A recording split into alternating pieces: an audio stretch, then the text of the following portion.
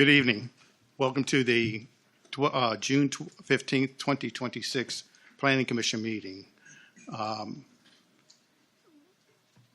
If you would please rise as you're able for the Pledge of Allegiance and a moment of silence.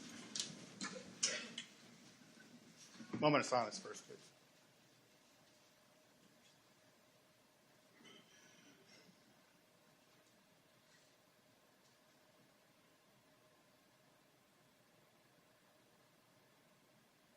Turn with me towards the flag.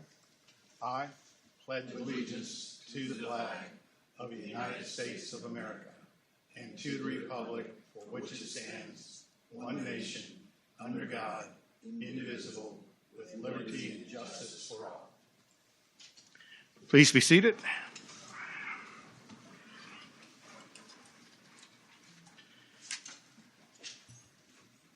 Roll call, please, for the members. Ms. Townsend? Here. Ms. Johnson? Here. Mr. Moyer? Here. Mr. Dombrowski? Here. Ms. Thomas? Here. Mr. La Rochelle? Here. Dr. Schmidt? Here. Mr. Davis? Here. Ms. Rose? Reverend Hathaway? Here. Mr. Bennett? Here. We have quorum. Before we move to the approval of the minutes, I'd like to introduce Mr.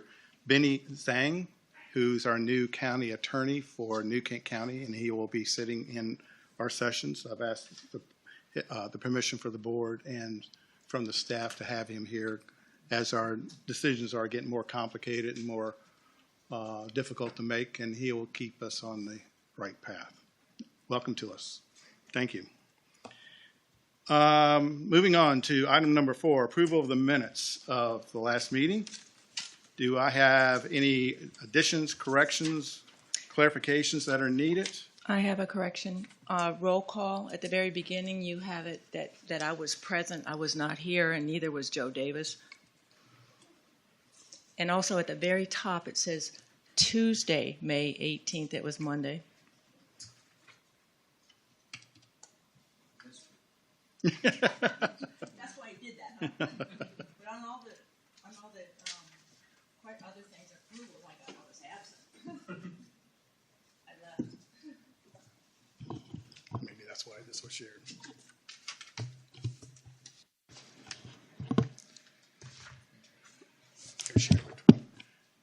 I think we're running into some technical difficulties here that all the mics are not working.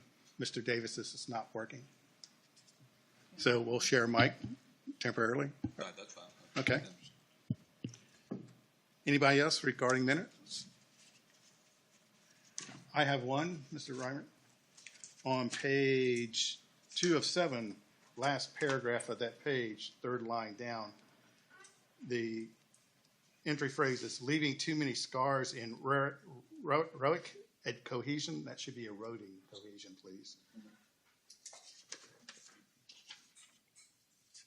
And that's all I have. Do I have a motion on approval of the minutes? Mr. Chairman, I'll make a motion that we accept the minutes as presented and with the changes that have been suggested. Thank you, Ms. Townsend. Roll call, please. Ms. Townsend? Aye. Ms. Johnson? Aye. Mr. Moyer? Abstain. Mr. Dombrowski? Aye. Ms. Thomas? Aye. Mr. La Rochelle? Aye. Dr. Schmidt? Abstain. Mr. Davis? Abstain. Reverend Hathaway? Aye. Mr. Bennett? Aye. Item number 5 on our agenda is citizen comment period. Just as an introduction, we have 2 comment periods. One is for the public hearing, which is later tonight. This comment period is for anything planning related, not including any item on the public hearing tonight. So if you desire to make a comment, please sign up at the back in the foyer. And do we have some people who would like to speak tonight? We do.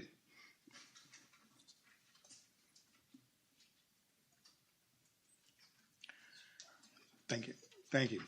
I will remind those who are planning to speak to please come to the podium, announce your name and address, and you will have 3 minutes. First one I have is, I believe it's Tony Harrison. Is that correct? Quaker Woods Road. You have 3 minutes. My name is Tammy Harrison. I live on Quaker Woods Drive in Clinton. And I just had a question for the board. The property at the corner of Quinton and Quaker Roads, 922 acres. My question is, what is the plan for that? Because recently the EDA had published that they were presenting that to the VEDP to be added to the database. So can you address that or provide any information on that? This commission usually does not provide or respond to questions. We can take your question, and maybe the staff will have something that they can share with you later, but we don't have anything prepared for that. Okay, all Okay. right. Well, I just wanted to say that we as the neighbors across the street from this property are very concerned about it potentially being turned into a data center. So we just wanted to make our concerns known to the board and that we're going to continue fighting this if it comes to fruition. So thank you. Thank you very much.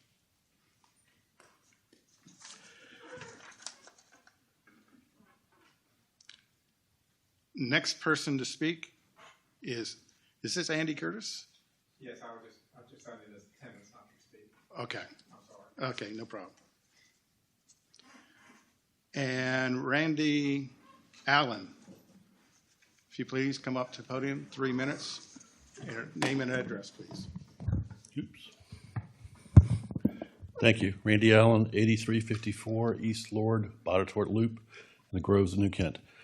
I'd like to read a quote from the April 20th Planning Commission meeting regarding data centers in the overlay district. I don't think that's on the agenda for later.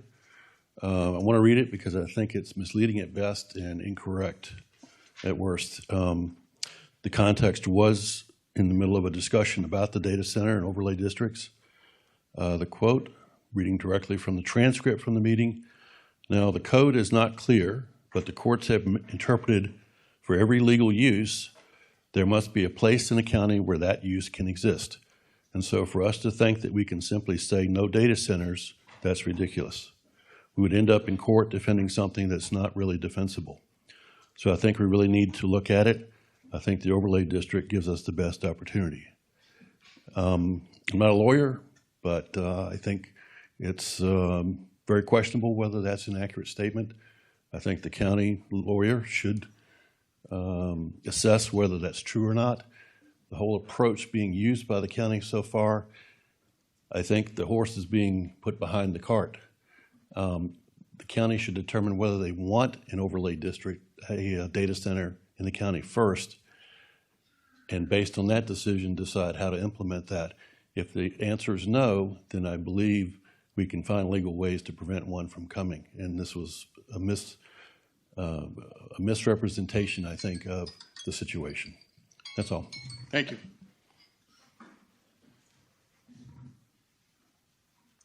That concludes our citizen comment period. Item number 6 on our agenda are presentations. Do we have any staff? Being none, we'll move on to item number 7, old business. And there's a couple items there. First is maybe an update on the zoning and subdivision ordinance as it stands.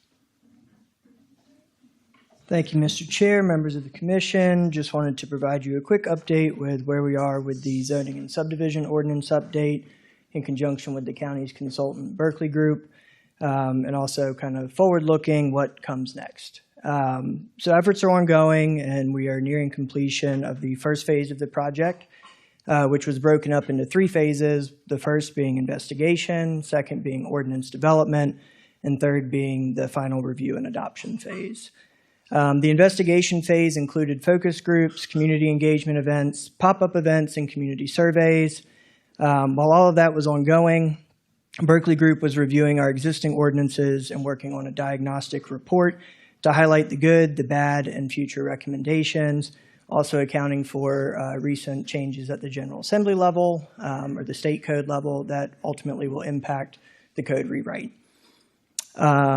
This will be presented on June 29th at the joint work session here in this boardroom at 9 o'clock in the morning. The diagnostic report, along with the summary of engagement responses and the future schedule of next steps in this process. The ordinance development phase is the second phase, which we're getting ready to enter into. That will include additional joint work sessions to discuss policy, recommendations, and the will of the governing bodies as we proceed with drafting new language. This is also where drafts will be brought forward piece by piece so that the information is presented in manageable groupings. I know that was a concern with the comprehensive plan update that the Planning Commission didn't see the draft until it was all compiled at the very end. So we have scoped kind of intermediate updates so it's more manageable. This was also broken into two phases. The first being formatting. So they're going to take our existing text and reformat that into what they believe is the recommended structure for the zoning and subdivision ordinances. And they will also include the state recommendations on things that the county has to do. This will kind of help with anyone that's interested in a certain section of the zoning ordinance or subdivision ordinance to be able to see where the existing text lands in the reformatted structure. Moving forward, phase 2 of that will be amending and updating the text, where we will get into more details, new language, and revision and refinement of the draft text. The third phase is the adoption phase, which will include additional community engagement and survey efforts prior to the final review and revision work session. This is so that way the public has something tangible to see as what is proposed, and that way they can comment on that draft text. You all will see the entirety of the draft again at this point, and that way we have an opportunity to hear any last-minute revisions or changes prior to taking it forward to the required public hearings at Planning Commission and Board of Supervisor meetings. All in, this is an 18 to 24-month process. We kicked this off in February of this year, so we have a goal of being completed by late 2027. I'll entertain any questions if you have any. Any questions of Mr. Araki? Ms. Townsend? Yes, as regards to the zoning, will you be able to sort of earmark one zoning if another zoning is referred to that zoning? Part of this process, we understand that there's a lot of inconsistencies or duplicative language throughout the code. So part of that process is formatting it in a way where, use standards or zoning district standards are found in one place rather than multiple places. Any other questions for Mr. Araki? Yes, Mr. Miller. How many surveys were completed? I believe as of today, the survey closed on Saturday. We were at 786 responses. Like I said, the consultant will provide a summary of the engagement, including the survey responses, comments that were left in the surveys at the June 29th work session. So that way the board and planning commission, and I believe we're inviting the Board of Zoning Appeals as well, can see where the community falls on a myriad of different topics. Mr. Araki, you had a pop-up at the farmer's market, I think once or twice, if I'm not correct. And then there was the video interaction. And was there another avenue for people to interact? Yes. So we had the two pop-up events, May 16th and May 30th at the farmer's market. Staff and consultants attended those. We had different vision boards with questions that people could interact with. We held the middle school in-person open house or community engagement event on May 20th, and then a virtual, it was basically a copy of what was done in person, but done virtually on June 2nd. How well was the virtual? I believe 36 people signed up. You had to pre-register for that on the website in order to get the Zoom link the day of. 36 people registered, and I believe 4 or 5 attended. And forgive me. Okay. How many were at the middle school meeting? I believe 8. So we had, and I'll say it, the elephant in the room. We had 5,600 fill out a survey that said no data center. And 786, and add the other ones, maybe we'll get up to 800. 800 people put their ideas in on what the zoning will be in our county for the next 50 years. Those two don't correlate. I just don't understand the reaction there from the public. Thank you, Mr. Moore. When the information or is the ordinance going to be released in segments so that the community can have a chance to respond to that? And forgive me if you've already touched on that. But Yes, I don't think I specifically touched on it, but as the draft pieces are brought forward to presentation and joint work sessions, those will also be posted along with any presentations to the project website. So the community can follow along with kind of where we're at in the process, what's being proposed, outside of, designated feedback periods associated with the project. The planning department's email address is a great way to provide feedback kind of outside of those designated times. So all of that will be forwarded to the consultants and reviewed by staff for potential inclusion.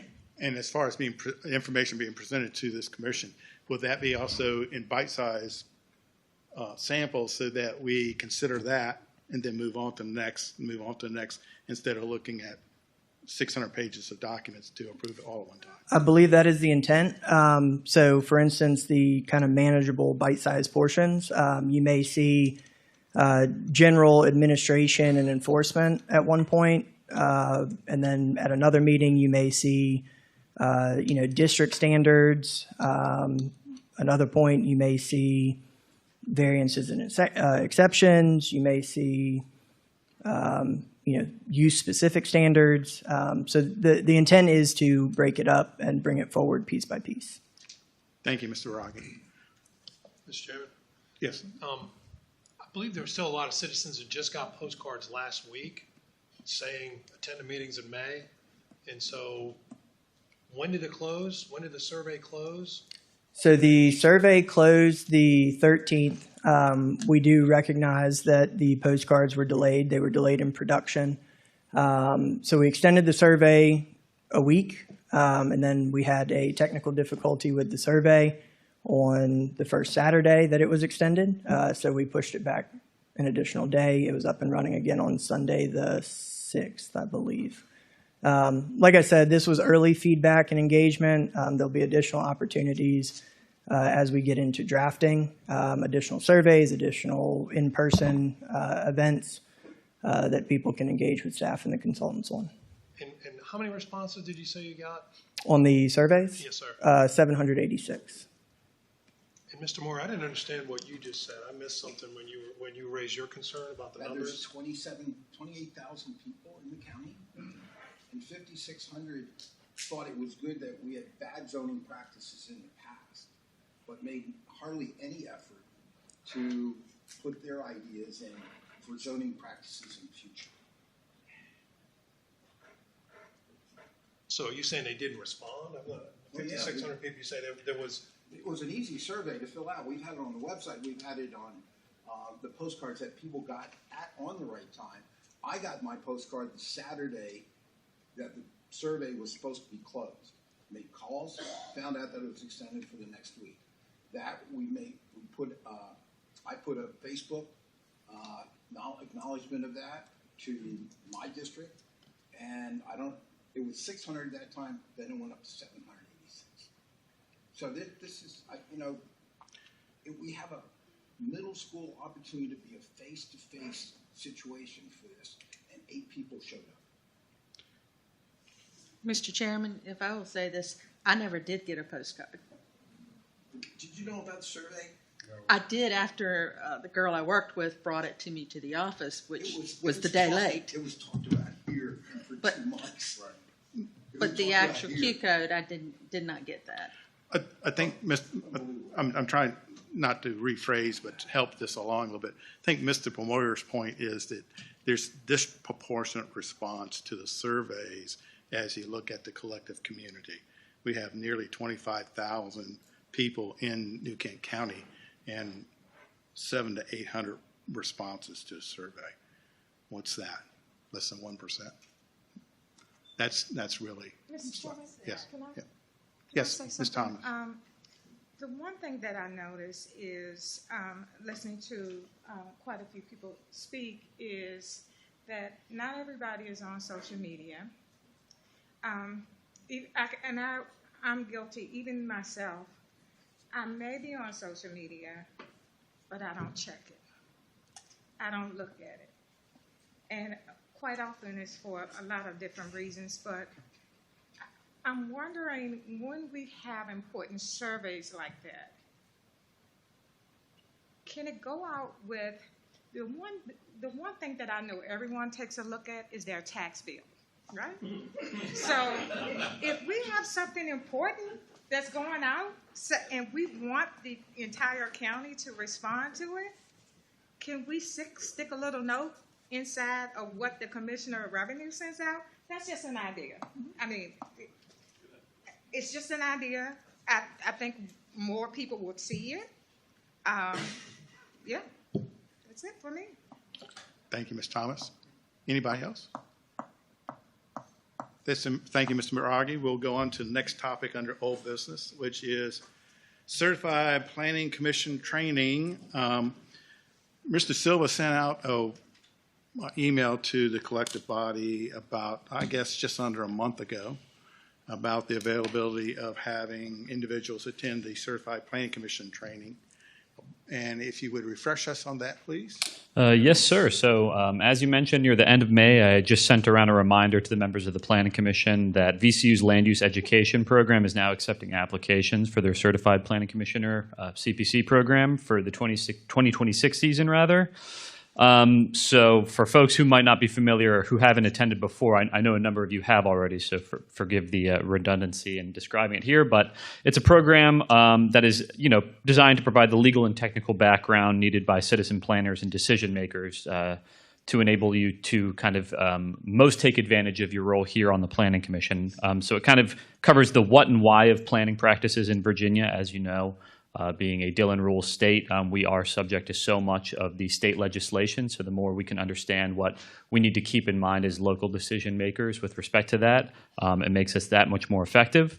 And so program participants in that CPC program will also learn how to handle and respond to the range of issues that are coming before us here at the local Planning Commission level, and we'll engage in kind of role play scenarios to put into practice what they've kind of learned. So it kind of consisted of 3 parts. There was an opening session that are 2 in-person days, July 23rd and 24th, from 9 a.m. to 4:30 p.m. both days.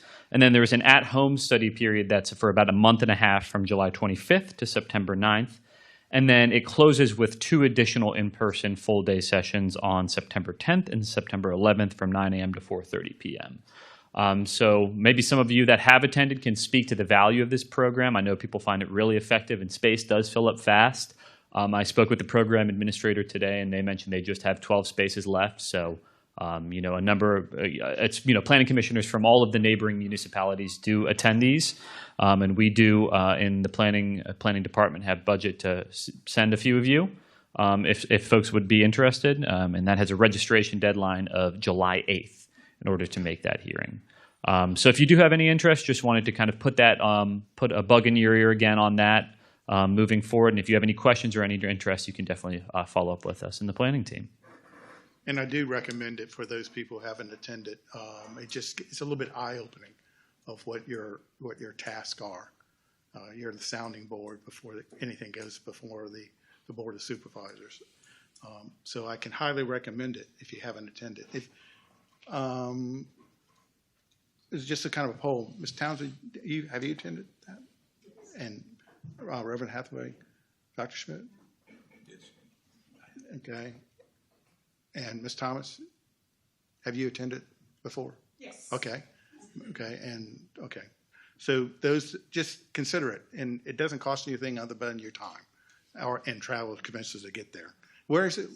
It is at the Virginia Historical Society, I believe, in Richmond. Okay. Or Virginia Museum of History, rather, sorry. All right. Thank you very much. Okay. If you would like to attend, let Mr. Silva know, and he'll make all the final arrangements. That concludes old business. Moving on to new business, item number 8. Do we have any new business? Just a quick point of update. So many of you are likely familiar with Aiden, who has served as the Secretary of the Planning Commission here for the last couple of years. Some exciting news is that Aiden did get a promotion within the department and accepted a role as a planner in the planning team. So you will continue to see him in the interim, but as we look to hire someone to his previous position, he'll continue to serve in this role. But just a big congratulations to Aiden. It's certainly well earned. Incredibly intelligent, effective planner, and with no doubt he's going to succeed in the role. Congratulations, sir.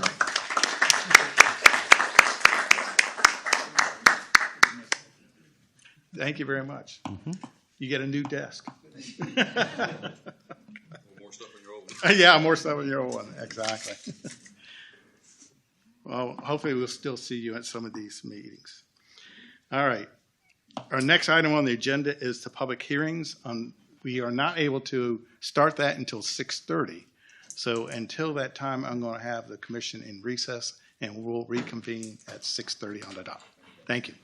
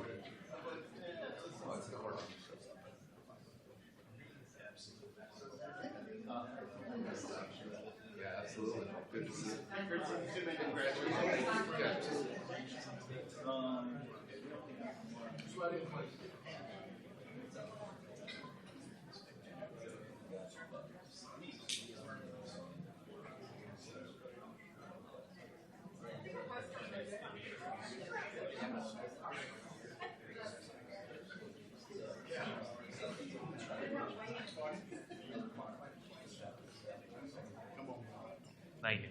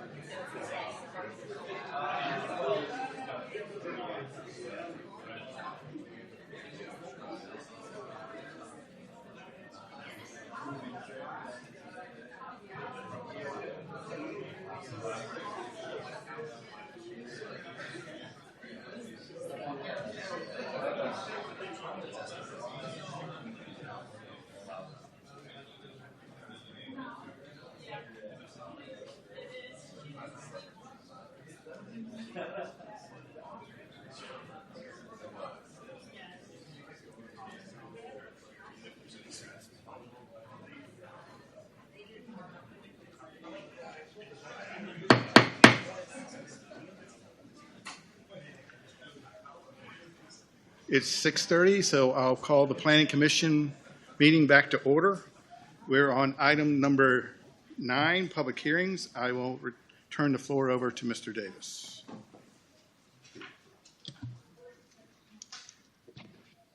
Good evening, ladies and gentlemen. Tonight we have one public hearing before us.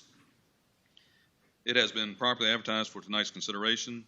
Let me take a moment to review the procedures that we will use for tonight's hearing. Number 1, each public hearing will be considered separately. 2, staff will give a brief overview of the hearing that is before us. 3, the sponsor of the case will be given an opportunity to make a presentation. 4, commissioners will be given an opportunity to ask questions of the sponsors or staff for clarification purposes. And then 5, I will then open the citizens' comment portion of the public hearing and receive your comments. Sign-up sheets are located on the desk by the front doors of the admin building. I ask the following. You come to the podium, state your name and address for the record, address your comments to the commission, and lastly, limit your comments to 3 minutes. When the timer sounds, please conclude your remarks.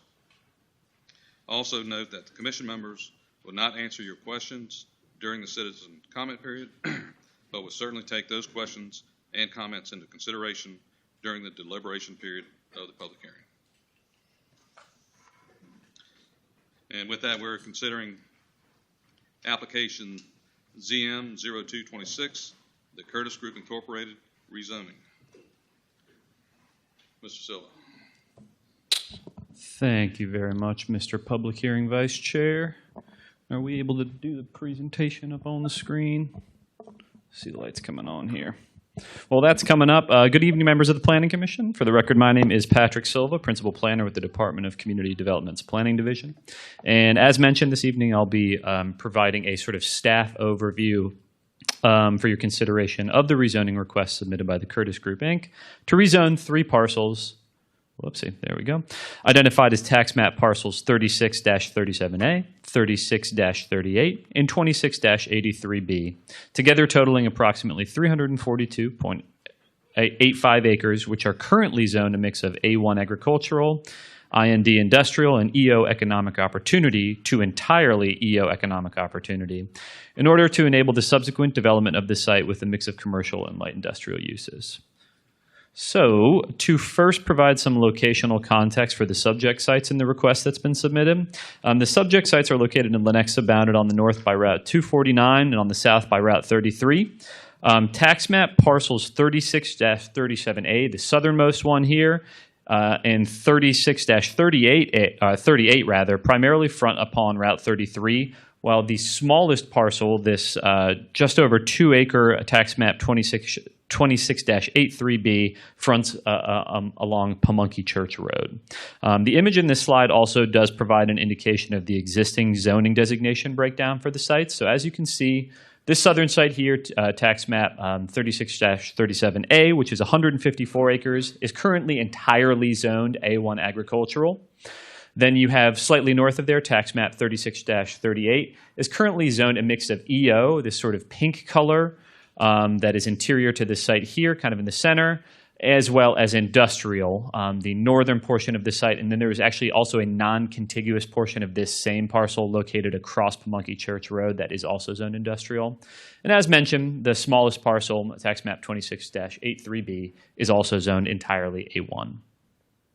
So, to give some sort of key details, or sort of overview highlights of the proposal, again, the intention behind the applicant's pursuing of the rezoning to entirely economic opportunity zoning for the site, for the 3 subject parcels, is to enable that subsequent development of the site with commercial uses. So it's also important to note that in tandem with the rezoning application, the applicant did submit voluntary proffers, including things like architectural design standards, enhanced transitional landscape buffers, as well as things like restricted hours of construction for the future development of the site. And I'll get a little bit more into these proffers as we get further into the presentation as well. Also, as some additional background, the applicant did hold a community meeting on May 5th, 2026, here in the boardroom of the County Administration Building, to present on and discuss the rezoning request with neighboring property owners and New Kent residents at large.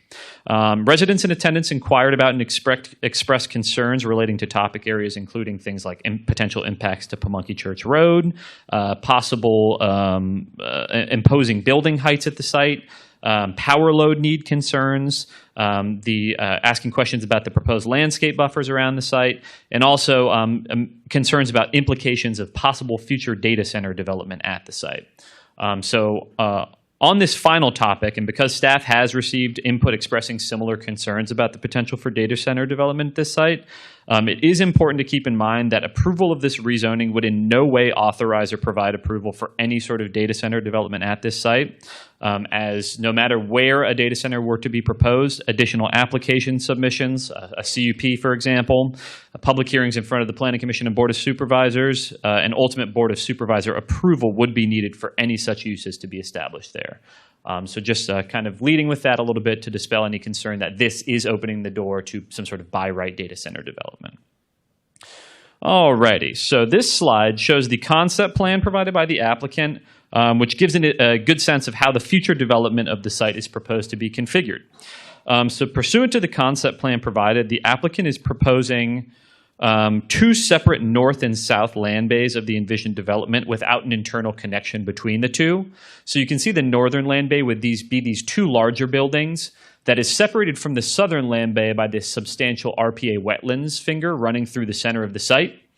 And again, because of that, they would not have an internal connection between the respective land bays. And therefore, each of them would have their own means of ingress and egress. Now, the North Land Bay site is proposed to be developed with 4 commercial outparcels, these kind of reddish sites along 33 here. This could be things like fast casual restaurants or some sort of retail. These would be, and conceivably developed by external tenants or external developers not associated with Mr. Curtis. And the North Land Bay itself, in addition to those outparcels, would also have 2 large light industrial style buildings measuring 625,000 and 660,000 square feet respectively. This portion of the site is proposed to be served by 1 full movement driveway and 1 right-in, right-out means of ingress-egress to Route 33. So you can see the full movement driveway would be the northernmost point here, with the right-in, right-out only a little bit south of there for this Northern Land Bay. Now, the South Land Bay site is proposed to be developed with 2 additional commercial outparcels fronting 33, as well as 6 smaller light industrial style buildings, all of which measure between 35,000 square feet and 175,000 square feet. This portion of the site would be proposed to be served by a continuous green T intersection and full movement driveway down here. So this would be a signalized intersection. To give you kind of scroll through to get, whoops. Went too far. You wouldn't just mind clicking on that first one again for me, or I can do it, Mike. Hands off.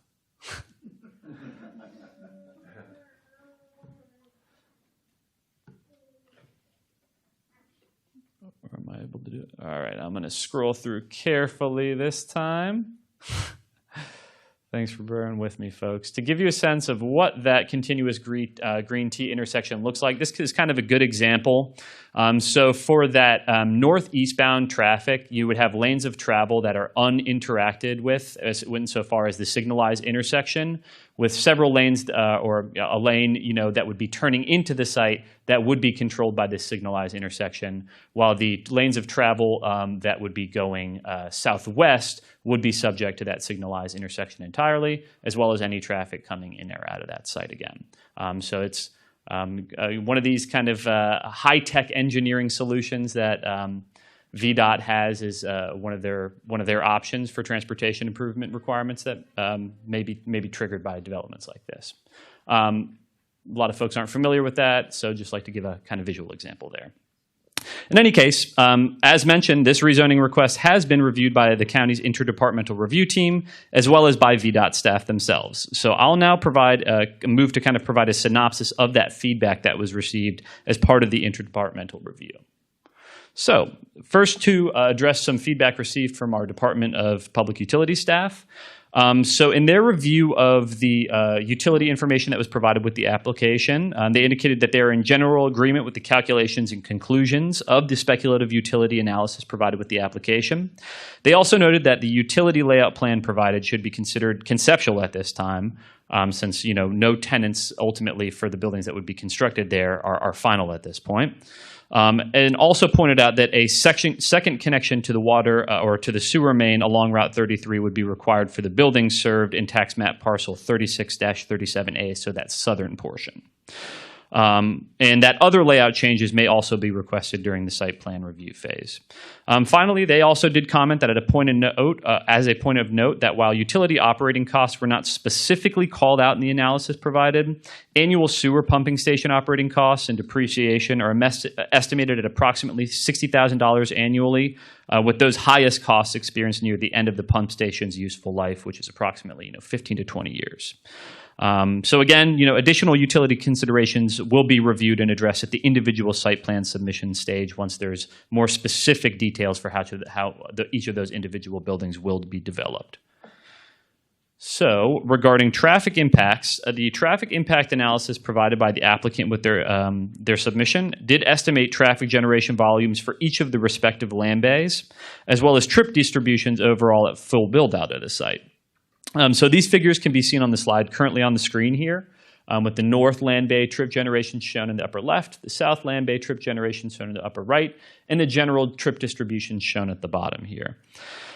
So as you can see, those estimate that approximately 2,090 weekday primary trips per day would be generated by that North Land Bay, and approximately 1,631 weekday primary trips per day would be generated by that South Land Bay, with the vast majority of trip distributions, about 70%, being to and from 64.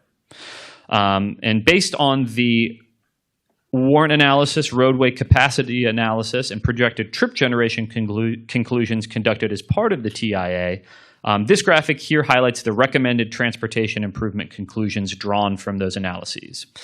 So this would include a full, the kind of, I went too far there, sorry about that. That would include those transportation improvements that I did highlight in that concept graphic. So again, that full movement driveway and right in, right out for the North Land Bay, as well as a full movement driveway with green T intersection or another VDOT approved alternative for that Southern Land Bay.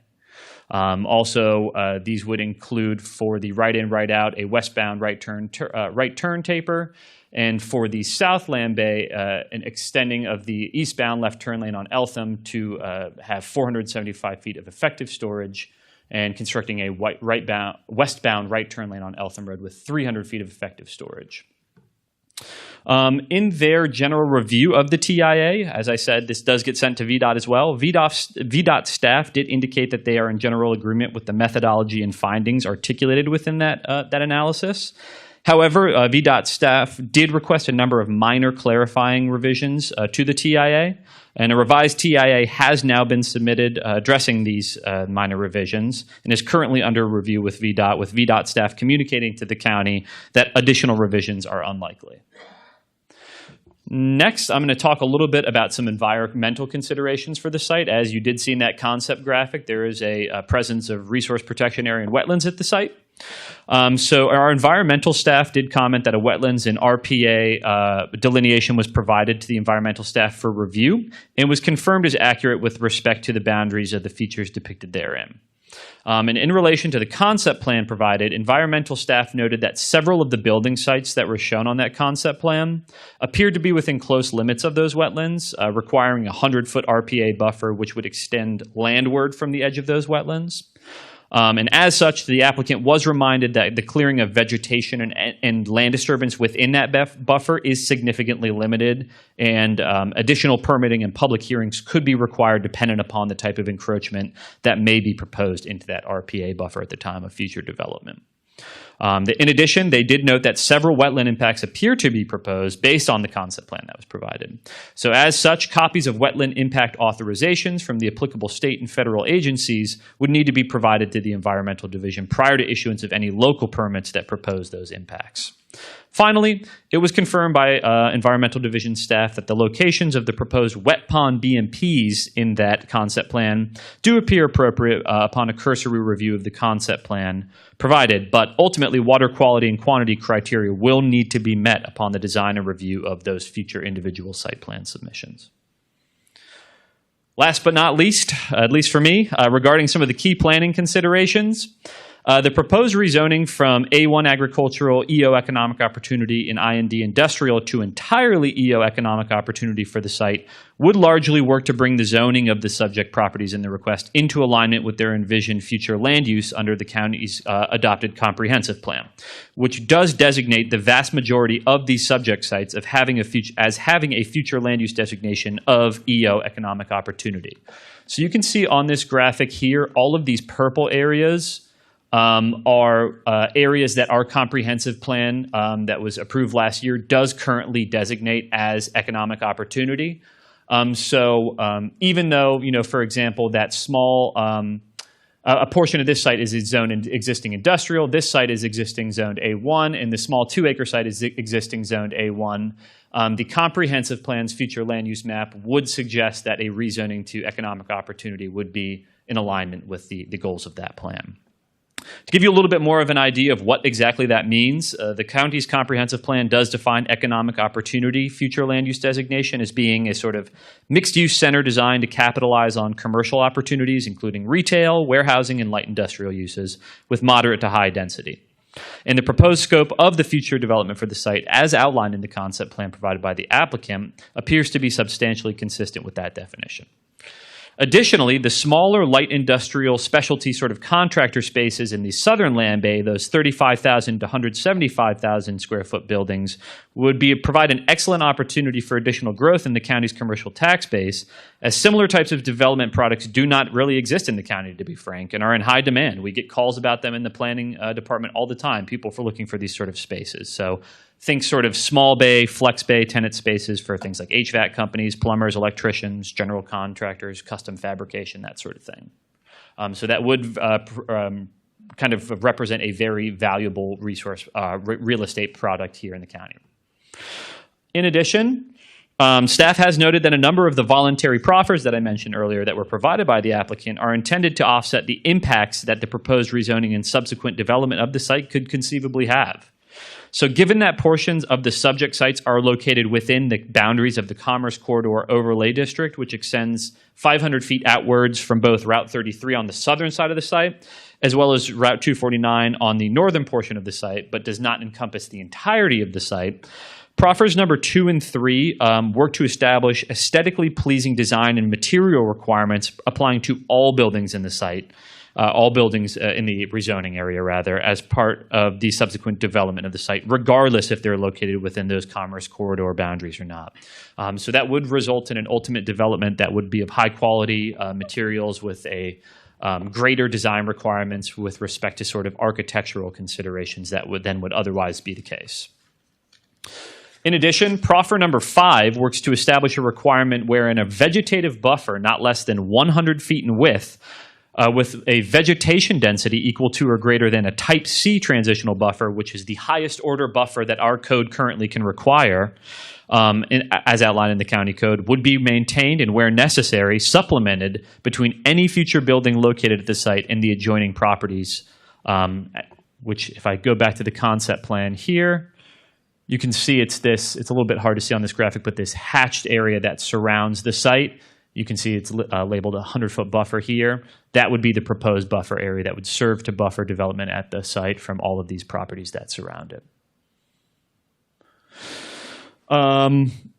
And ultimately, the width of this buffer would be approximately 33% wider than any transitional buffer currently required by the county code and would work to screen from view and generally buffer that future development from adjacent properties. In addition, to mitigate any impacts of future construction and development of this site on neighboring properties, proffer number 7 would work to limit all construction activities at the site to between the hours of 7 a.m. to 7 p.m. or dusk, whichever is earlier, Monday through Saturday, with absolutely no construction permitted on Sundays.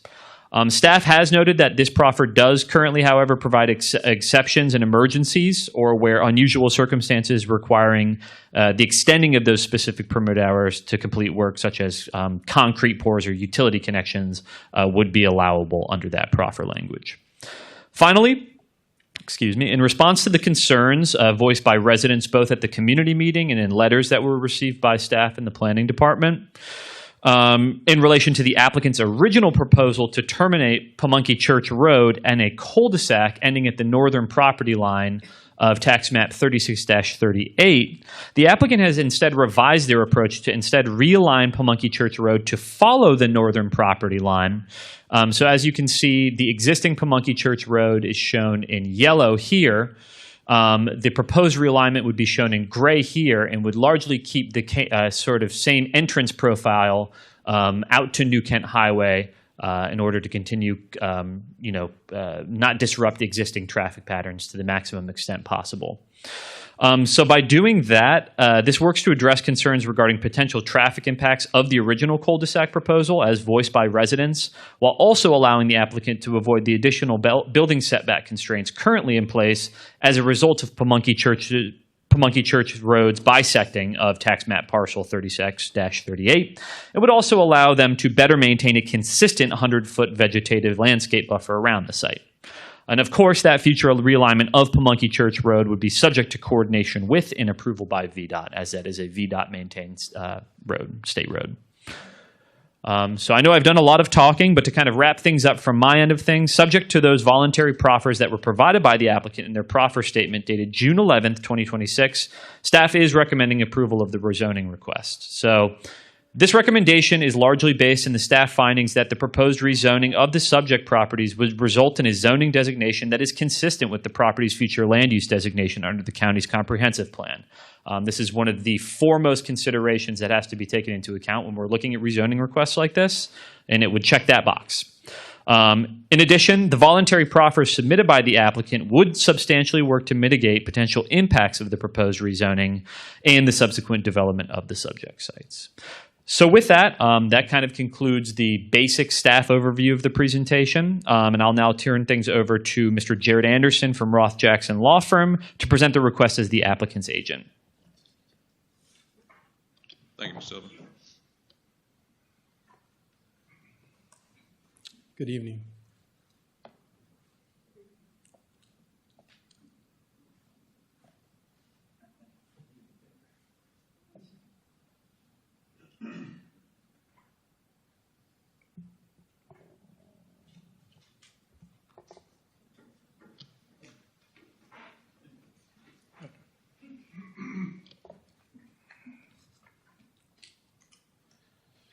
Good evening, Chair, members of the Planning Commission. My name is Jared Anderson. I'm from Roth Jackson.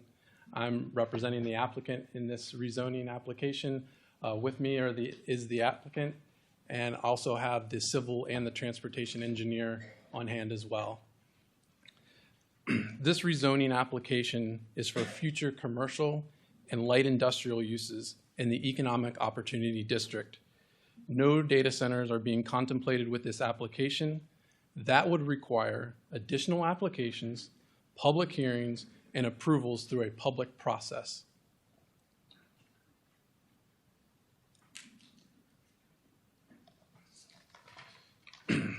The property is in an ideal location for potential warehousing, contractor sites, and out parcels focusing on restaurants, service and retail uses, and other small businesses. It sits near interstate access and is situated along Route 33 and near Route 249, two primary transportation routes in New Kent County. When I talk about the property, I'm going to be talking about all three parcels combined.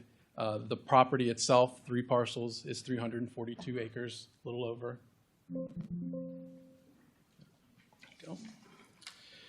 There are three different zoning districts, as Mr. Silva alluded to.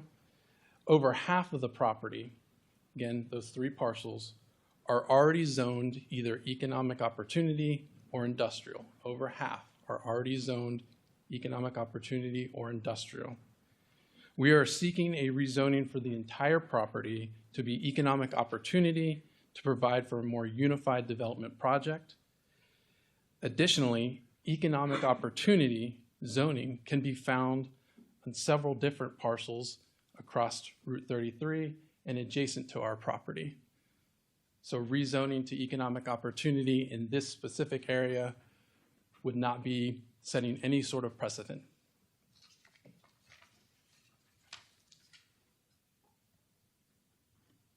Sorry, this thing is really sensitive. As Mr. Silva alluded to, we're going to be subject to the Commerce Corridor Overlay District. In part, you can see the hatched areas along 33 and Route 249. So not all of our property is within that corridor, but a portion of it is, and we'd be subject to those requirements under the zoning ordinance.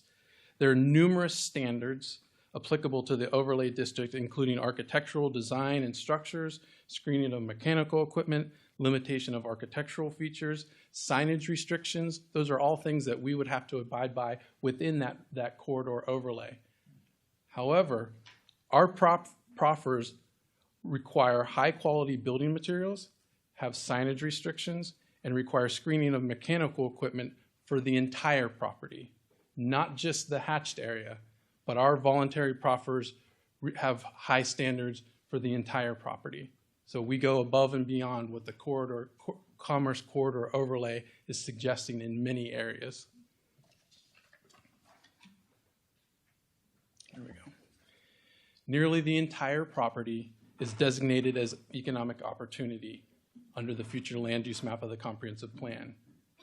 However, only 4.7% of the entire county is designated as economic opportunity right now, which means 95% of the properties in the county do not have an economic opportunity designation. So you see here, the vast majority of our property has been designated by the county through the comprehensive plan as economic opportunity. Appropriate uses as delineated by the county's comprehensive plan for economic opportunity include designation retail, service areas, warehousing, light industrial, office, research and development. Per the comprehensive plan, potential zoning categories in the economic opportunity land use include economic opportunity zoning and a few others. We believe this application very clearly and consistently meets the goals and objectives of the county's comprehensive plan.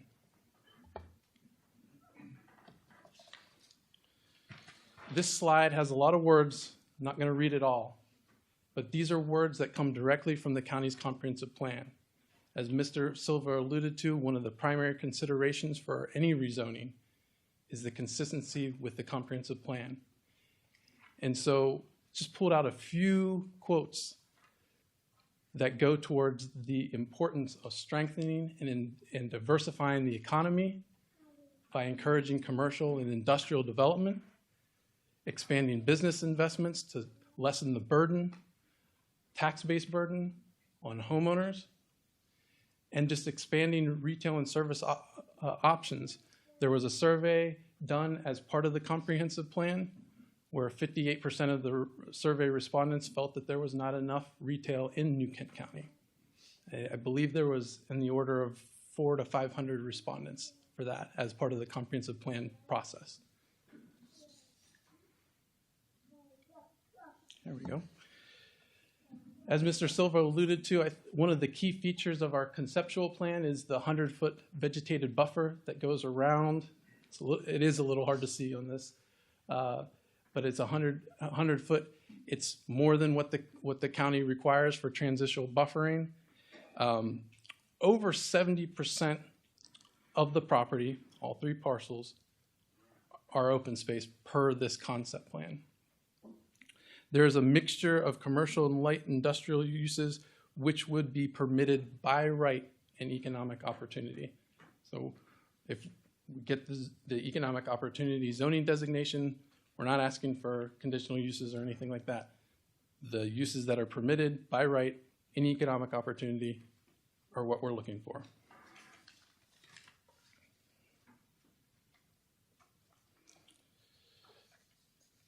This is sort of out of my area of expertise, but we also provided a water and sewer plan. We've worked with the county staff to analyze and plan for the project's water and sanitary needs. There will be a pump station to discharge into the existing 16-inch force main along Eltham Road. For water, there is an approved 16-inch water line extension that will bring the line down Eltham Road so that we can tie into that, and the water will be coming from a nearby water tower. As Mr. Silva alluded to, at our May meeting, community meeting, we had a concept plan that showed a cul-de-sac at Pamunkey Church Road. And we heard from folks that had concerns about that. And so we have redesigned the road to continue to connect to New Kent Highway in 2 places. So there's no longer any cul-de-sac being contemplated per our application. And not only that, we've situated the road so that it's on the outside of the buffer, so that it's not going through the buffer or anything like that. The road, then the buffer, then the development. So we feel that that's a good design.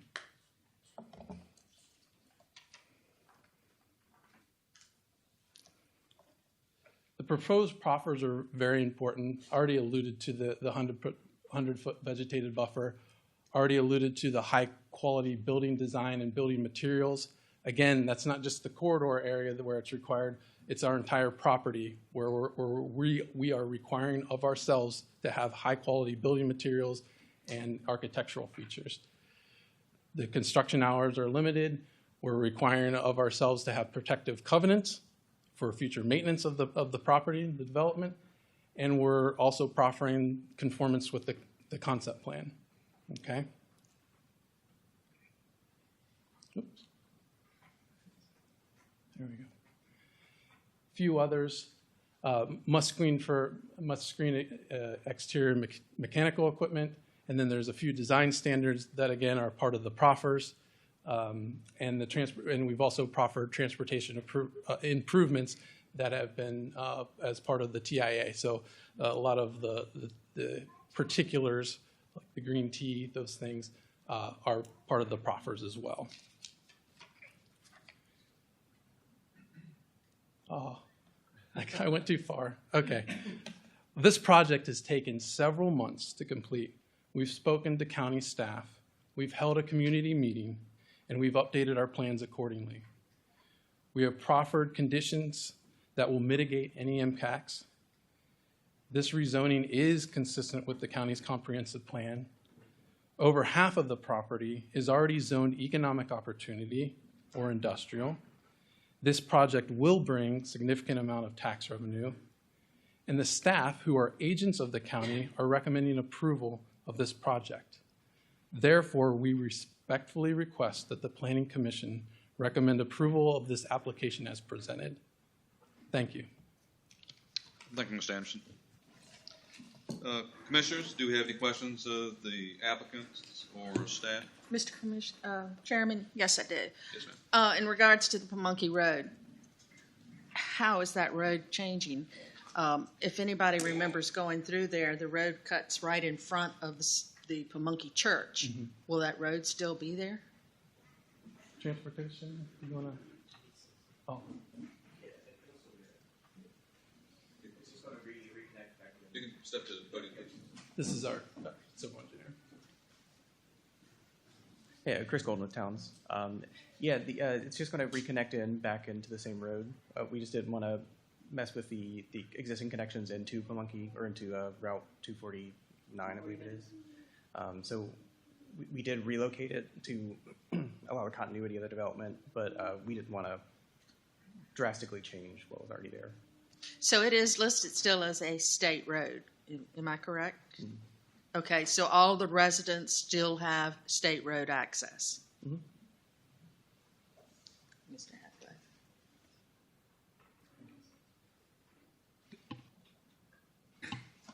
Thank you.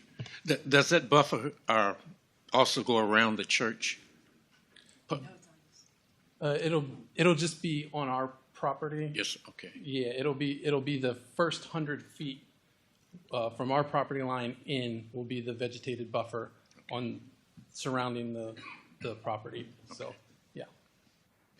I have a question about the buffer. All I saw was the buffer went all the way around the backside. Is there a buffer along Route 30? There's not a 100-foot buffer. That buffer is not present on the On the frontage, front side of it. but we will have to adhere to the corridor overlay requirements. For the buffer? Yes. Okay.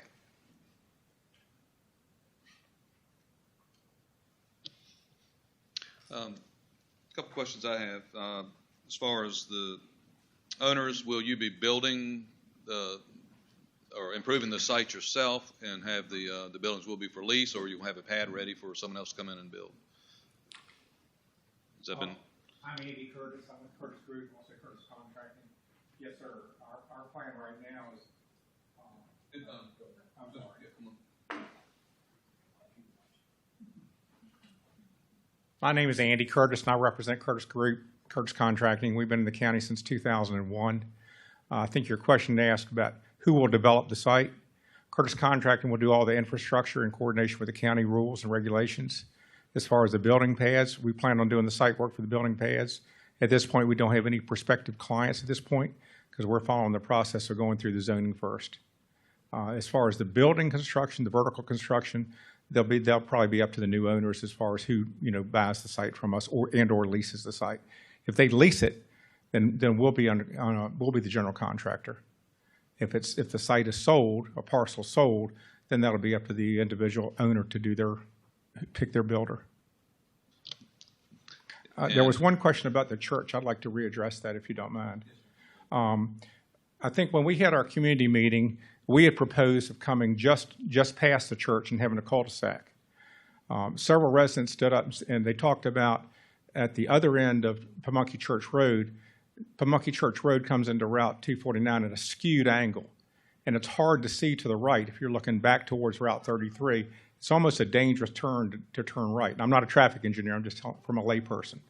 So what we did by hearing those comments, we've come on this side of the church where we own the property. And instead of having a cul-de-sac there, we're going to realign Pamunkey Church Road to get out closer to Route 249, follow the direction of 249, almost paralleling that, and then come in and utilize the exact same intersection that we've got right now with Pamunkey Church Road and Route 249. So that interchange would not change, that intersection would not change at all. As far as who would own that road, we would build that road to VDOT standards, and then that would be incorporated into the VDOT system. So it would be open for public travel. Regarding and I'm not going to speak too long, I guess I'm limited to 3 minutes. Okay. But as far as the buffer zone, what we would do is you're not going to have 249. You're going to have 249 as it exists right now with no encroachment, no changes, no new intersections, no site distance issues at all. And when we come in off of 249, we would relocate Pamunkey Church Road, and then there would be the 100-foot buffer between the development and Pamunkey Church Road. Reverend, your question regarding the church, that buffer would also go all the way around that. So anywhere we tie into private property that does not belong to us, that buffer would exist. There was also a question, if you don't mind, there was also a question about, at the public hearing, I think one lady asked, but how tall will the buildings be? I think county code allows us to go 70 feet. I think the question was, well, is that taller than my two-story house? Yes, that is correct. 70 feet is taller than a two-story house. But the way the site lays, and if you looked at some of the contours, one of the screenshots showed contours. So when we come back in there and regrade that site, our building floor elevations are going to be lower. I think the two main bays in the north bay, is that correct? In the north bay, where the two larger buildings, those are going to be depressed as far as floor elevations. So are we going to go 70 feet? Have no idea at this point. And as far as the square footage of the buildings, if we showed smaller buildings, then we would have to come back to you all if we had a client that wanted a larger square footage. So what we've asked our engineer to do, Towns, is they've come in and they've laid the maximum square footage we can get on those sites that would fit into those sites. That's what we're asking for. Does that mean we're going to have that square footage? No, ma'am, no, sir, that does not mean. But at least you will be aware that Could we go up to that distance, that square footage? Yes, if you approve our application. Do we have to go to that square footage? No, we do not. Is there anything else I can address? Well, I guess the elephant in the room is will there be a data center there? We're not applying for a data center. It's not in the county code right now. We're not talking about a data center. We have not talked to any data center people. When we came up with this idea about a year ago, I met with planning, and planning told me, said, Andy, or Mr. Curtis, there's a big need in the county for small commercial buildings. We have no place, and I think the county is developing a place up on, was it route exit 211 or 213 maybe, where there's large, massive warehouses. We're not looking at that for here. We think there's a niche, especially with our, close to 64, with the GAP project, GAP B, getting ready to finish here in another maybe 2 years. We think that area along Route 33 is definitely economic opportunity. So we're thinking that, another question came up, Mr. Curtis, when are you going to develop the site? By the time we go through Planning Commission, by the time we go through Board of Supervisors, I'm watching 64 because I think the best thing for our site is going to be when 64 finishes. And by the time we go through all our federal and state regulations and go through our planning and all our site plan approval, in all honesty, it's probably going to be 2 years before we break ground there. There's a lot of work to do between now and when we break ground. Thank you, Mr. Curtis. Any other commissioners? Yes, sir. Mr. Anderson, maybe you're a traffic consultant. With regards to proffer number 11, which regards to transportation improvements, the publication for May 28th changed in June 11th. Why the change? I'm Mike Bailey. I'm with Grove Slate. I'm the traffic engineer. I'm sorry, could you say that again? Yeah, why the change in item number 11 on the proffers with regards to traffic improvements? Could you help me out with what item number 11 is on the property? Sure. It says transportation improvements in right-of-way. It's the heading on both of them. One of them says owner of properties will build words, all as more particularly shown on the concept plan. Those words were not in the revised proffer. Why the change? I can do that. Yeah, go ahead. Yep. So we worked with county staff. They were the ones that requested some changes to the language to be more particular, to not referring to the concept plan, but to say that through the TIA we are proffering all the recommendations to the TIA, not to reference the concept plan. That was a request by county staff. In that regards, if I looked at when I reviewed the TIA, the recommendations, very seldom did it mention turn lanes. For instance, it says Eltham Road at North Bay, construct a driveway with one ingress lane and two egress lanes, but there's no mention of turn lanes. So if you look in the TIA, we did turn lane warrant analysis. I noticed that, but and so the recommendations were based on that. And there's not a lot of, there's not a lot related to turn lanes. We only have two major or main access points, one for the North Bay, one for the South Bay. There is that right in, right out. And so we made our recommendations to extend existing turn lane storage or to add additional turn lane storage based off of those warrants. What I want to be sure of is that if this project is approved, that those traffic motions that are outlined in the diagrams with the acceleration lane from the left out from the south intersection with the green T, that the turn lanes are fully provided with this development. If they're not identified, I think sometimes in proffers, they kind of get thrown to the side and they occur later as oops. I'll let Jared speak to proffer specific stuff because that's a little less engineering, a little more legalese side of things. But from a traffic standpoint, all the recommendations, I believe, have been incorporated into the proffers. So all those items that you're speaking to, yes, they should be listed in the proffers in front of you. Okay. Thank you. Any other transportation questions while I'm up here? All right, thank you. Thank you. Any other questions? I have just a question, and it's not so much for the applicant as much as it is for Mr. LaRochelle, because this has to do with power. We're about 9,000 feet from a transmission line to the top of this site, so I know that's an issue when it comes to data centers and power. I know we're avoiding that with this parcel, hopefully. Is that something that Dominion would look at? with that sort of distance. And maybe you don't have the right to say, but you would know best in this at this room. Well, Ms. Johnson's husband would probably know better, but so you're asking 9,000. You're saying it's a 9,000. About 9,000 feet from the transmission line that's in the transmission TOD. Okay. The proposed TOD. We're about 9,000 feet to the top of this parcel. So I know that the elephant in the room is going to be day center. Mm-hmm. No, I think that we're looking at probably facility, and I don't know, but in what I look at is, to me, you're the expert in my eyes that I know here. So Well, I can't speak for Dominion on this. I don't Right. do that kind of work, but to pull a transmission line into that site, would there be a need for that much power at that site? Mhm. And then if you pull transmission voltage in, then you need a substation to step it down. And so that's a pretty substantial expense if it's needed, and if someone's willing to pay for it. Dominion's in the business of delivering power. Right. So I guess they would build it, but the question would be, would the load, necessitate that, and that the expense associated with that, and then the right of way, Right. getting that line. If you were going to build a line, you got to get right of way and easements, everything else to pull it across into that site. So I think the term of that, in my mind, looks at it's probably not feasible because it comes across your property if it comes that way. So I think if we look at that site, that's just I think something to be considered as we look at District 3 and what's going to happen and what may happen there. But if we look at power need and generation and what needs to happen, that's something to consider.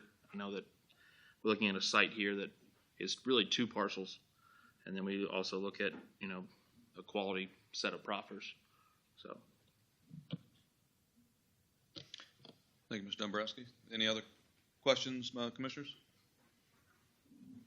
If not, I'm going to open the citizens' comment portion of the public hearing. And if you've signed up, when you come to the podium, if you could please state your name and address for the record, and you address your comments to the commission. We cannot answer your questions, but we will consider your comments as you deliver them to us. We have a 3-minute limit, and when that 3-minute timer goes off, please conclude your statement. The first person, public comment, Leah Chalk.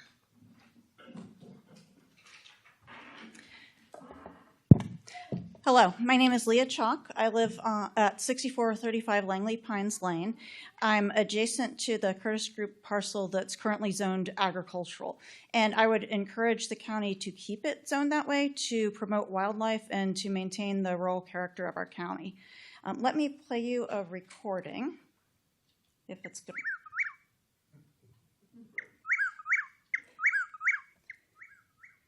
Okay, that is Chuck Will's widow, a bird that lives around my house. Actually, this particular recording is from the internet. If I made a recording, you'd probably also hear traffic from 64. The Chuck Will's widow lives in woods. It is classified as a species of greatest conservation need by the Virginia Department of Wildlife Resources and as near threatened by the International Union for Conservation of Nature. This summer, I think the Chuck Will's widows near my house are calling more rapidly and persistently, maybe to compete with traffic sounds. I hope that we can avoid destroying the habitat for them and other wildlife that need the woods. When my husband and I bought our land and built our home, it was with the understanding that the adjacent parcel now owned by Curtis Group was zoned agricultural. I realize in the comprehensive plan there's interest in it being economic opportunity. I did both fill out a survey and go to in-person meetings about that. I am not on board with all the EO in the comprehensive plan because my house is in that, and yeah, that's not going to work. Anyway, talking about the Curtis Group agricultural parcel, if it were rezoned as EO and developed, it would worsen the quality of life for us and for our neighbors. If 70-foot buildings are constructed, my house is on a bit of a rise. They definitely would be visible from my house, even if there's a buffer zone. I'm also concerned about industrial noise. Now that the parcels have been clear cut, we can already hear 64 whenever we go outside. If significant industry is built adjacent to our homes, the noise may become unbearable. And I appreciate in the proffers that there are time limits on when construction could occur, but my understanding is that would not put any limits on what times of day future industrial use could occur. So I would encourage you all not to zone it away from agricultural, to leave it as agricultural. Thank you, Ms. Chalk. Meredith Rose.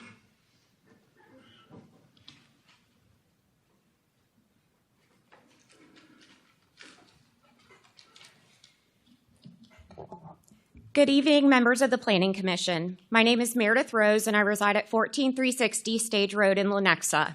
I'm here tonight to respectfully ask that you recommend denial of rezoning application ZM02-2026. This request is not simply about whether New Kent County should allow economic development. The real question before you is whether this particular location is appropriate for economic opportunity zoning, given the serious environmental constraints and the county's own adopted policies. The parcels proposed for rezoning are heavily constrained by sensitive natural resources, including multiple branches of Beaver Dam Creek that traverse the property. Beaver Dam Creek is already listed by the Virginia Department of Environmental Quality as a Category 5 impaired water body due to chronically low dissolved oxygen and impaired pH conditions. That means this watershed is already under stress. The current agricultural and forested landscape serves as a natural protective system. The forest canopy shades the creek, helping maintain lower water temperatures, while the soils and vegetation absorb storm water and filter pollutants before they reach the stream. Rezoning this land for industrial use would fundamentally change that system. Light industrial development, whether warehouses, logistics facilities, or technology infrastructure, requires extensive land clearing, grading, impervious surfaces, parking areas, access roads, and heavy truck circulation. Those changes dramatically increase stormwater runoff volume, velocity, and temperature. That matters because warm runoff holds less oxygen. In a stream already impaired for low dissolved oxygen, additional thermal pollution and flash runoff could push this watershed beyond recovery. Increased runoff also carries sediment, petroleum products, heavy metals, and other pollutants directly into adjacent waterways. I also ask the Commission to consider whether this proposal is truly compatible with the Chesapeake Bay preservation requirements and New Kent County's own environmental ordinances. Large portions of the site appear to fall within resource protection areas and resource management areas associated with the creek corridors and wetlands. These areas exist specifically because disturbance within them creates significant water quality degradation. County policy recognizes that these lands are environmentally sensitive and required enhanced protection. The site plan materials raise serious unanswered questions. These are not minor technical details. They go to the heart of whether this rezoning is even feasible without compromising protected natural resources. I also want to address source water protection. New Kent County Source Water Protection Plan specifically identifies industrial land uses, hazardous material storage, heavy equipment yards, and transportation corridors as potential threats to public water supplies. The plan explicitly warns that commercial and industrial activities can introduce hazardous substances into groundwater and surface water through spills, runoff, or accidents. Ms. Rose? Yes. Your 3 minutes, if you could wrap that up. Thank you. Okay, thank you. All right, thank you very much. Ray Burton? I'm on the wrong list. Oh, all right. Thank you, sir. Isabel White?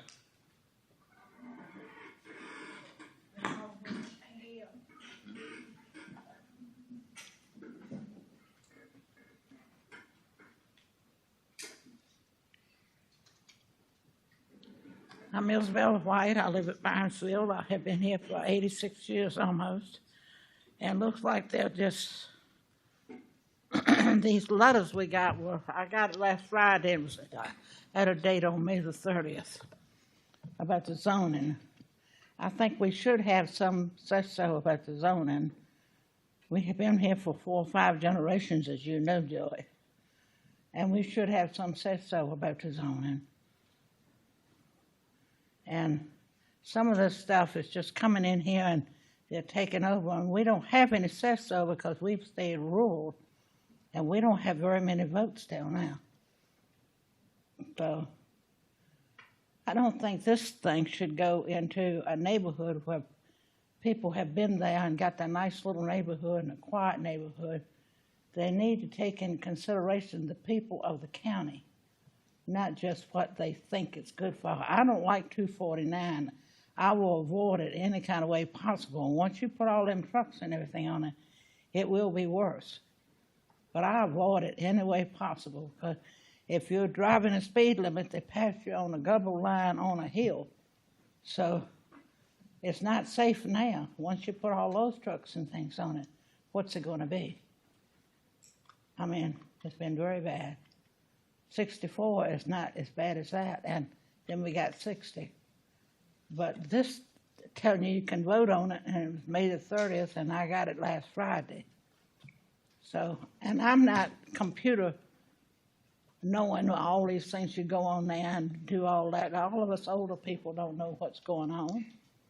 We don't have any say-so. So it's time somebody speak up for us. And we don't need these big people coming in here and putting data systems and all this other crap and claim they're going to make us some money. They're going to get somebody killed on them little roads. Thank you. Thank you, Ms. White. Jeff Chalk.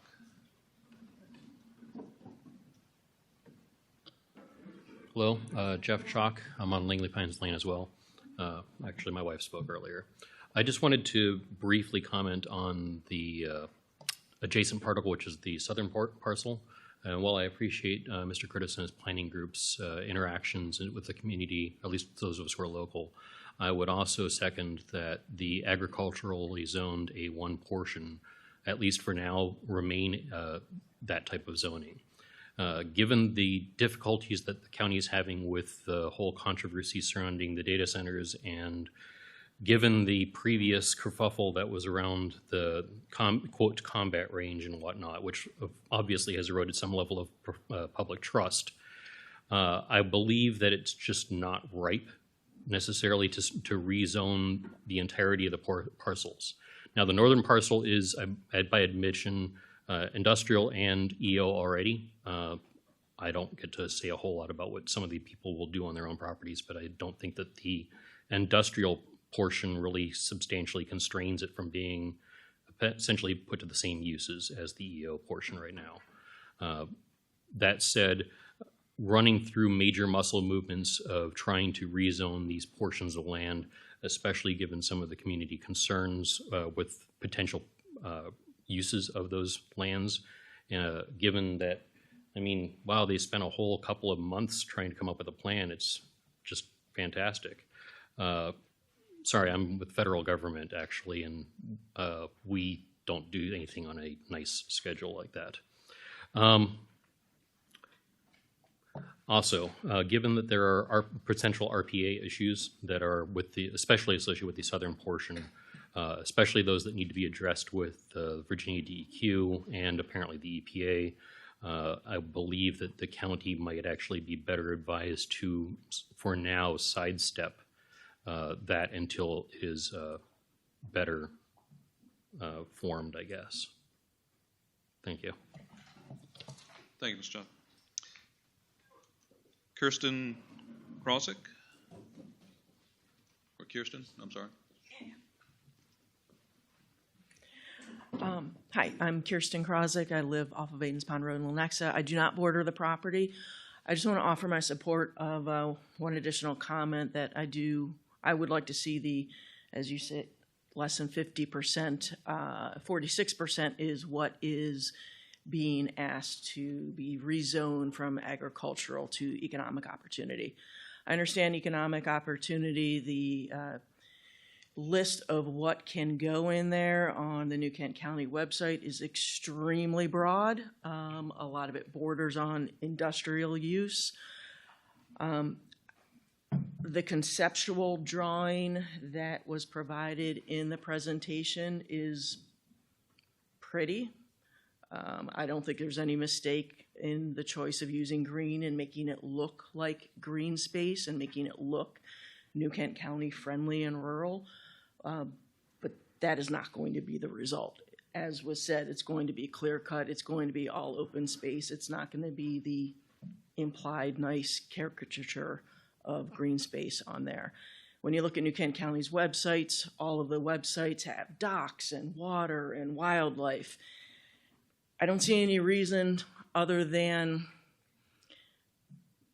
that 46%, that southern parcel happens to border a piece of parcel that is already mixed zoning, and the opportunity is there, but for what? We don't have a tenant yet. There may be new tax income, but there's no guarantee of the retailers would be third party. It's just all hope. It's all conceptual, and I just don't think it's worth the rezoning of that 44% that they want to change from A1. Thank you. Thank you, Ms. Crozier. It's the last of our speakers. I'm now going to close the public hearing and turn the meeting back over to the chair. Thank you, Mr. Davis. Discussion amongst the commissioners. Ms. Townsend. I guess Mr. Silva, I guess maybe either one of y'all, are there any of the, are there any RPA issues? There is certainly presence of RPA on the site, and as I was kind of alluding to, portion about the environmental feedback that we received earlier, certainly careful consideration of RPA and the required needs to be kept in mind. This evening would not give the applicant any sort of approval to would allow. If there are any impacts to RPA or wetlands areas, there would have to be the appropriate state and federal permitting to accompany that. So it's a way of kind of talking around your question. Are there RPA issues? I don't know that I would phrase it like that. It's certainly a variable that has to be taken into account with respect to future development of the site. But you'll be advising them during the whole process. Oh, absolutely. You know, any site plan that gets submitted to the county for individual development of a building, it's not just us in planning that looks at it. Just like these rezoning requests, those site plan submissions go out to a whole host of interdepartmental reviewing agencies, including the environmental review agency that specifically looks at any development proposals through that lens and makes sure and ensures compliance with all of those aforementioned regulations. Thank you. Reverend Hathaway. Yes. I don't remember the name of the bird, but I remember hearing it. How do we check to make sure that if that's the case, it's protected?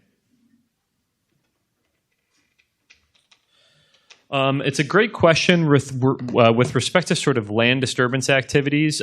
There are, for example, time of year restrictions that have to be taken into account with any clearing activities at a site to ensure that certain species are not being impacted. Admittedly, off the top of my head, I'm not familiar with the specific regulations surrounding that bird. But for example, the long-eared bat is one that we often contend with here in New Kent County with respect to land disturbance activities. And certainly there are time of year restrictions and impact requirements that have to be taken into account when any natural habitat or land clearing is taking place. Mr. LaRochelle, you have any questions or comments? No, sir. I have something. Yes, certainly, Ms. Thomas. Okay, so could you go back to the podium for me, please? So when we pull up this map, and I want to make sure that I am doing this correctly. The buildings that are being proposed is 35 to 100. For the southern land bay, it's between 35,000 and 175,000 square feet between the 6 buildings proposed, with the larger buildings being the northern land bay, 620,000 and 660,000, I believe. Okay, that's the first question. Okay. The second question is, with the roadways being developed on the main highway, when you get off of the 33, when you get off the interstate. Uh-huh. And it's being developed it looks like it's being developed a great deal. Why can't the road just go straight through and not disturb Pamunkey Church Road at all? So are you talking about, just to make sure I understand before I answer, are you talking about the proposed transportation improvements along 33 or just the realignment of Pamunkey Church? Yes, both. Okay. So for the realignment of Pamunkey Church, and this graphic I'm going to pull up gives a little bit better visual. Again, the existing Pamunkey Church bisects internal to the parcel and leaves a number of several acres that are virtually unusable to the applicant. As a way to better give them buildable area in the site,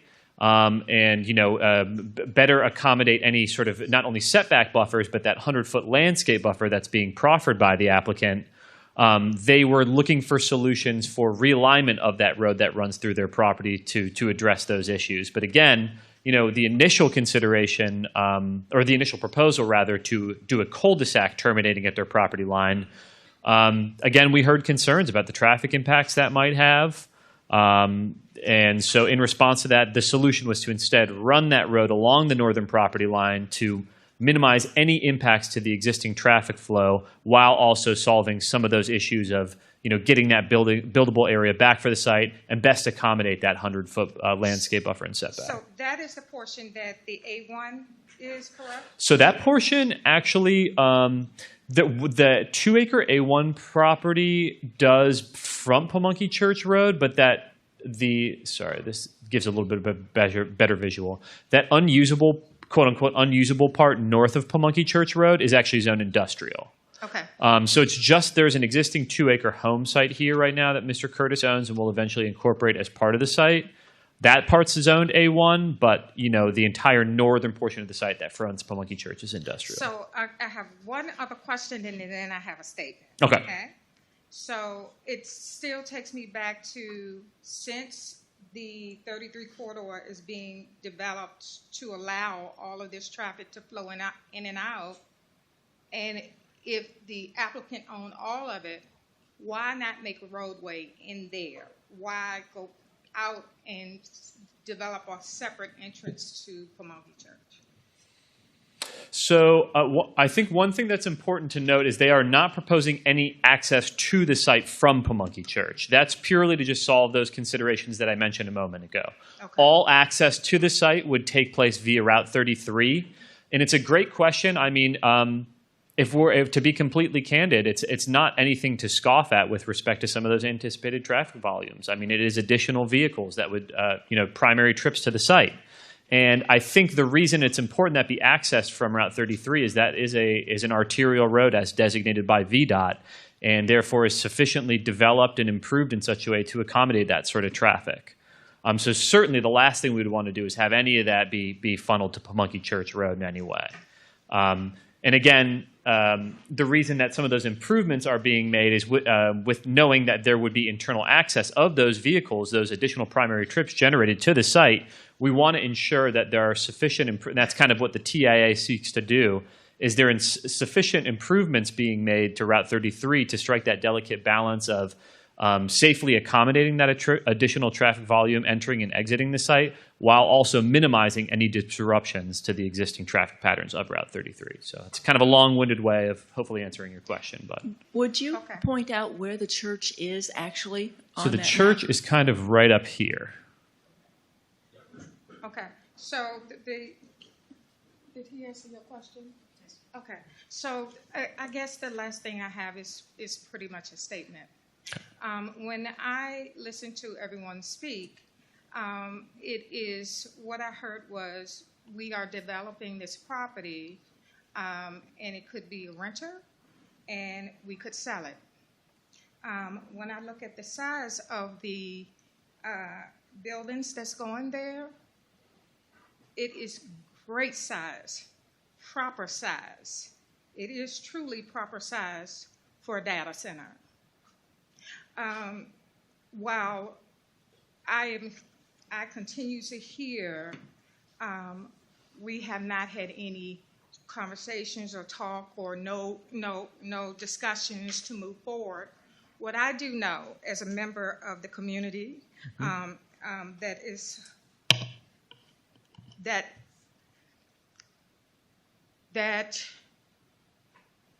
quite often I am involved in discovery. There will be a third party that we use, and we must have everyone to sign non-disclosure agreements. That being said, we could have third parties here that may not know, truly may not know what's happening. They may be developing and not know what's happening. On the other hand, what I'm looking at here is a perfect mix for what we don't want to happen. And I'll say it again, these building sizes here are perfect. And I am not saying this because I don't know. The problem is I do know. And I know too well. So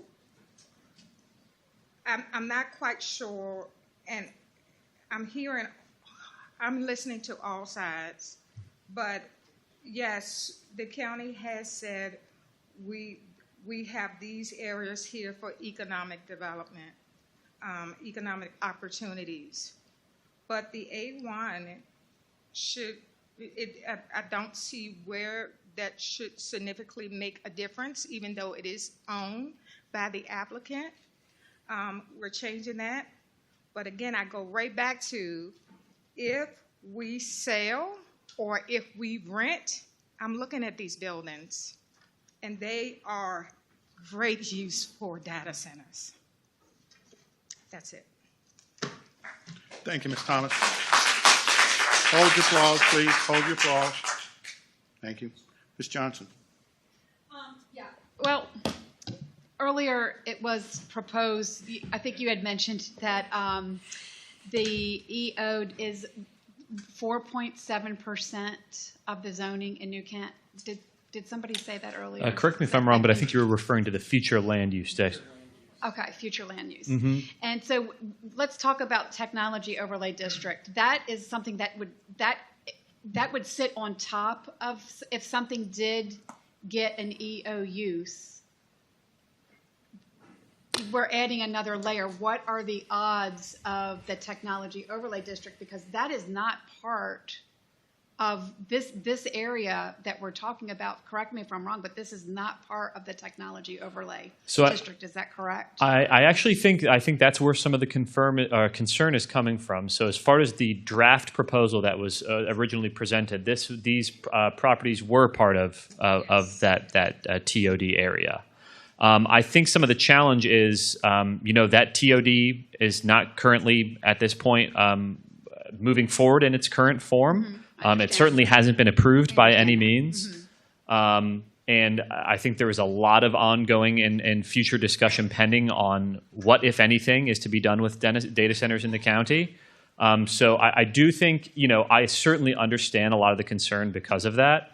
But I think with respect to that consideration through the lens of this evening, as I tried to kind of stress up front, nothing about this rezoning proposal would bring this site any closer to being able to be developed by a data center than it exists in its current form now.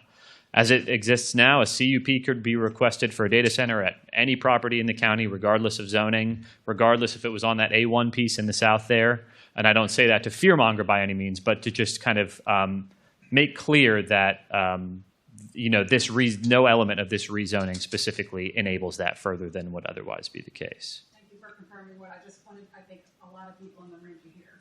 Understood. Okay. Thank you, Ms. Johnson. Mr. Dombrowski. Yes, Mr. Chairman, I have a couple comments, questions. I'm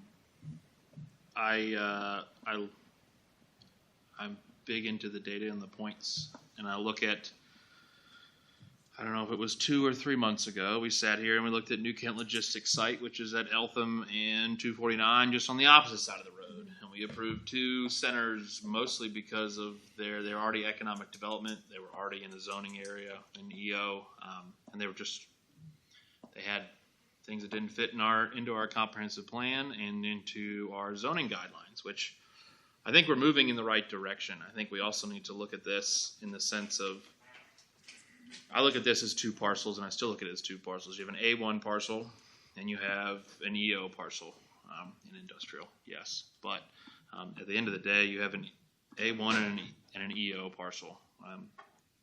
Inevitably, just from ingress, egress, if you look at the current site plan, the industrial parcel is going to be developed first. I understand that. I would agree with you if you did that as a contractor myself.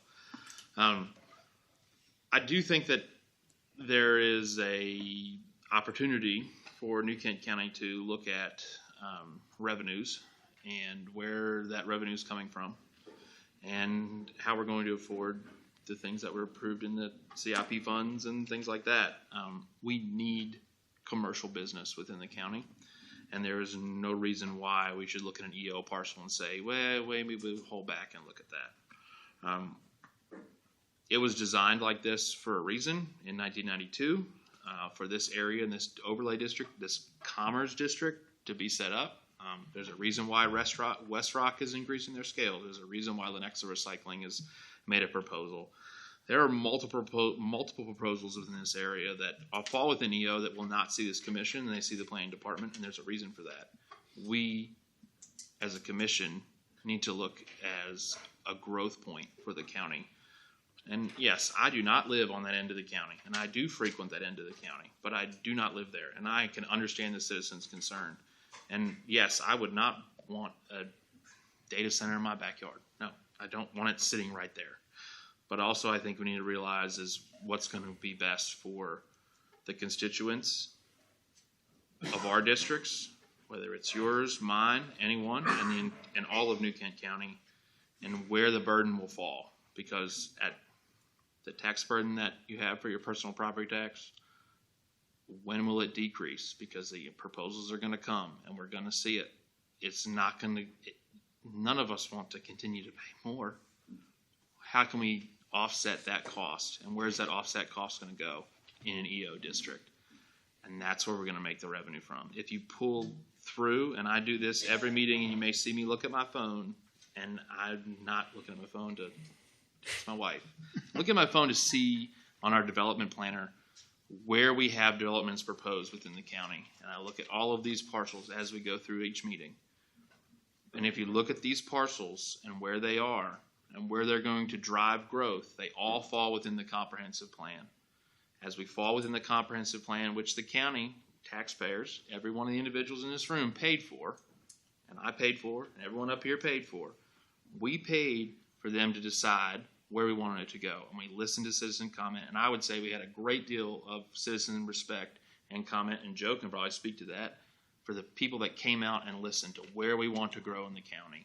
We need to look at that, take that to heart, and as we continue in these discussions, where those are going to be, and I know that there's opportunities to make adjustments, and that's why they come to this board.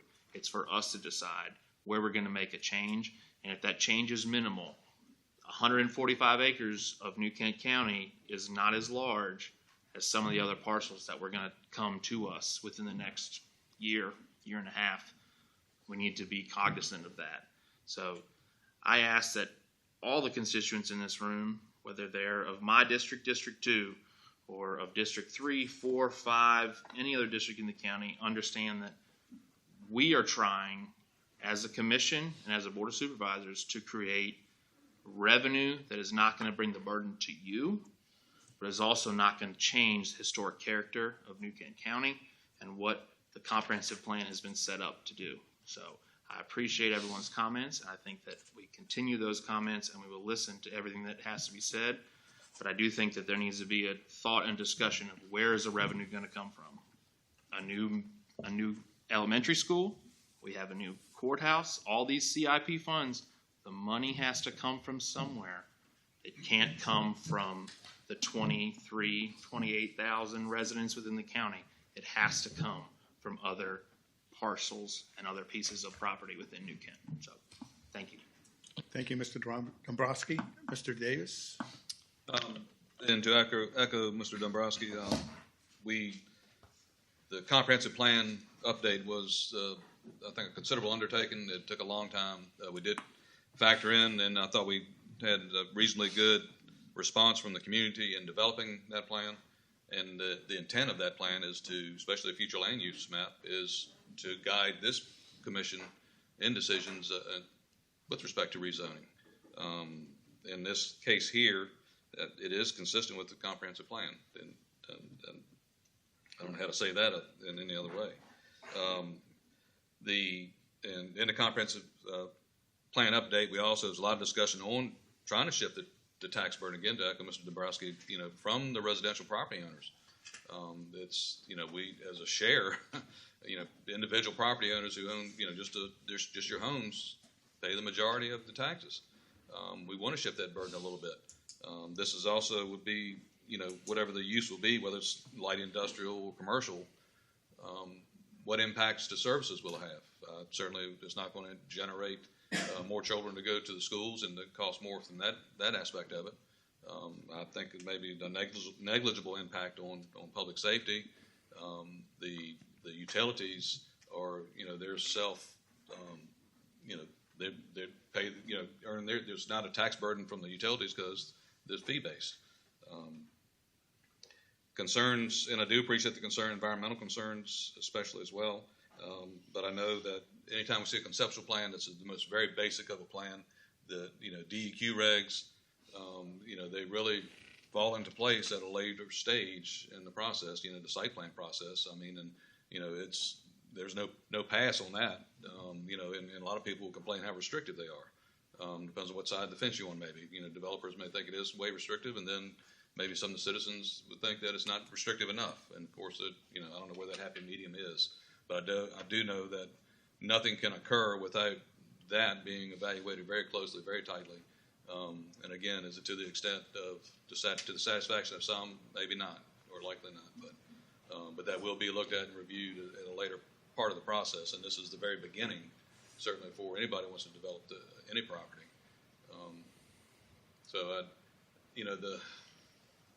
I do believe that corridor, the Route 33 corridor, is one of the few areas I think in the county that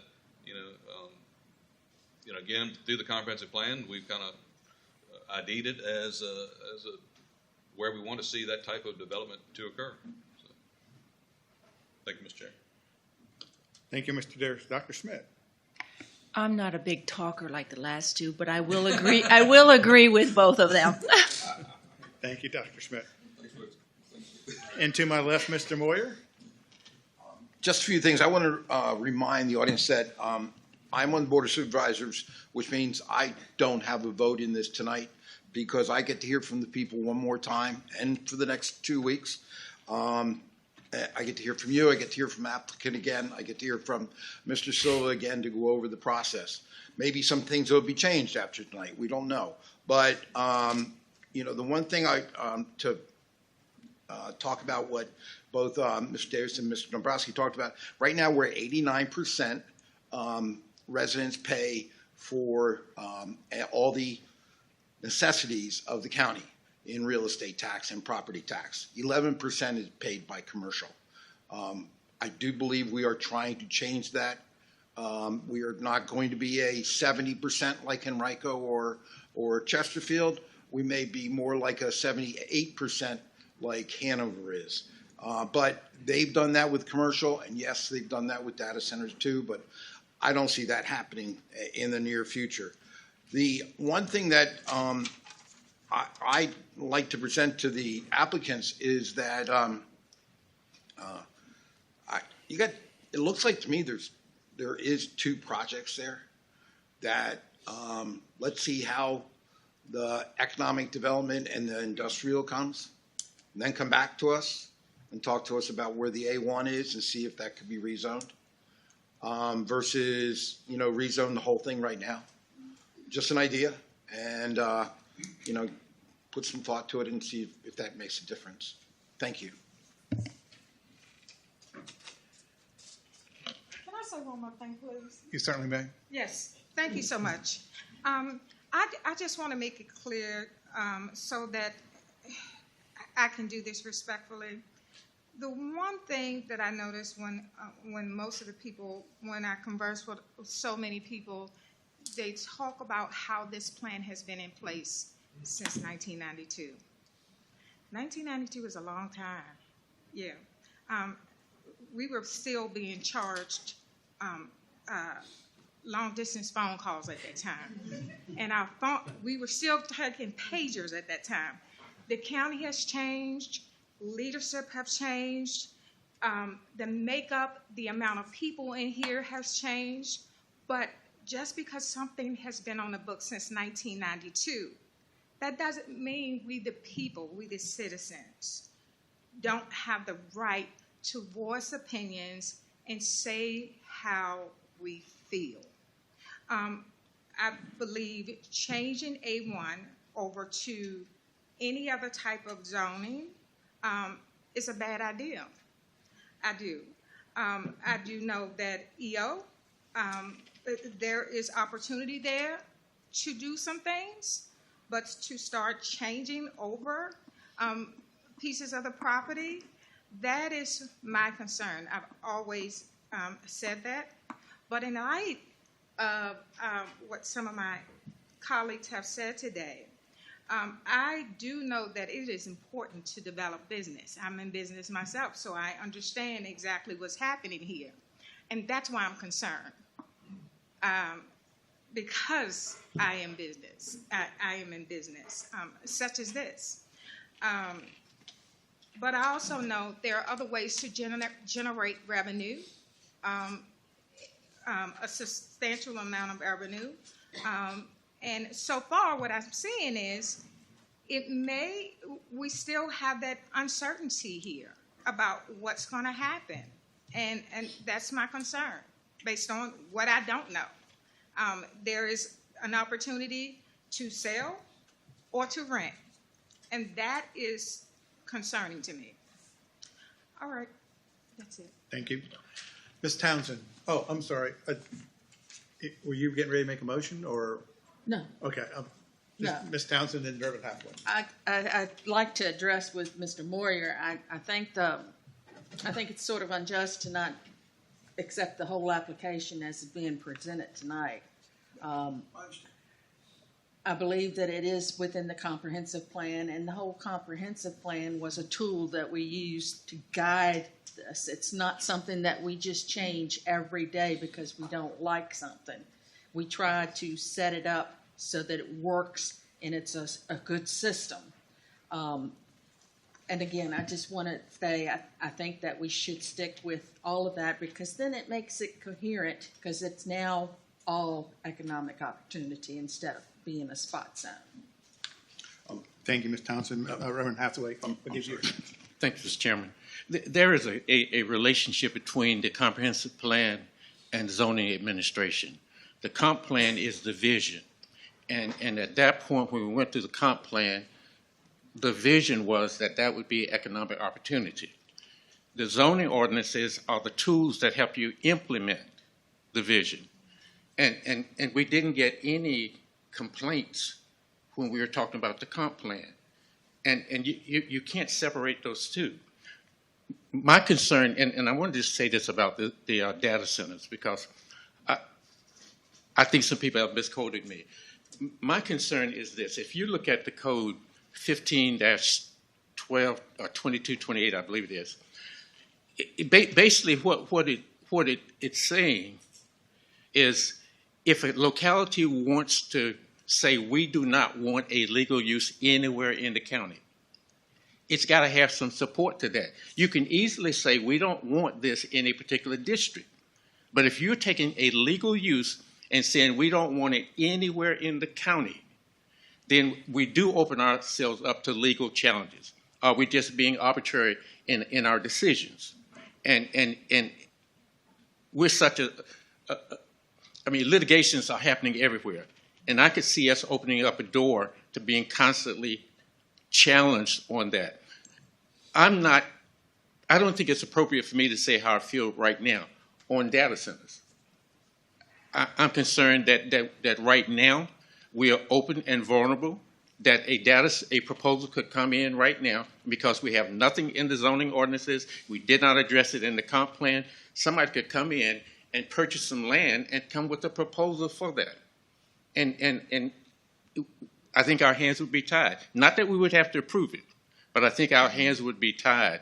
And I think with a technology overlay district, even if I don't want a data center, my best opportunity to deal with that is in the overlay district, to make sure there's something in the comp plan and to make sure that I'm saying these are the constraints that we want you to meet if you're going to bring a data center into county or anything.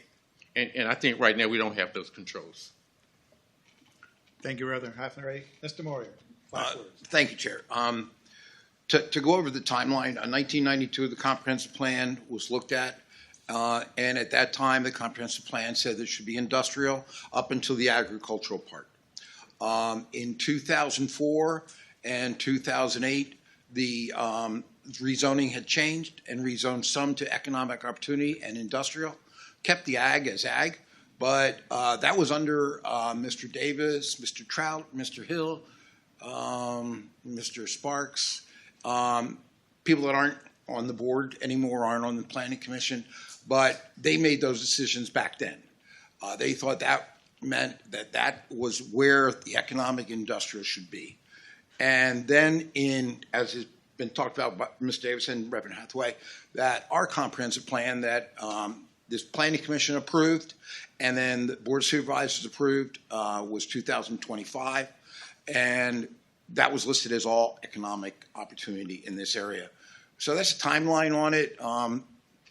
Every bit of that, there was public hearings. Every bit of that, people had opportunities to talk. And every time those things were issued, future residents that came to this community were able to find out that information. If you do your homework before you buy, that's one thing.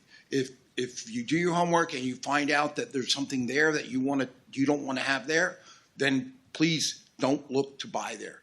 If you don't do your homework, I don't know what's supposed to be done about that. That becomes a critical situation, especially in real estate, that you got to do your homework. Thank you.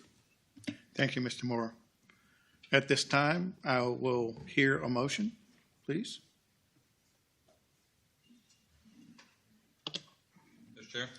Mr. Davis, please. Oh, yes, we did. Yes, we did. He closed it. Thank you. I'm sorry.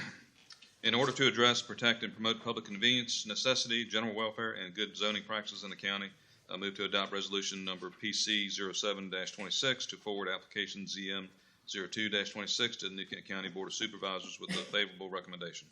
Thank you, Mr. Davis. Brett, the call is for a favorable recommendation. Would you poll the members, please, Mr. Ryder?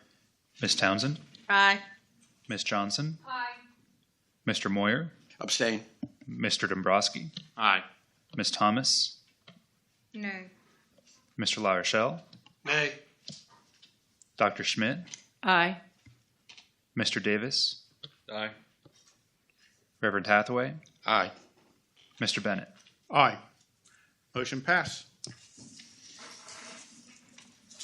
Thank you very much, commissioners, for your comments.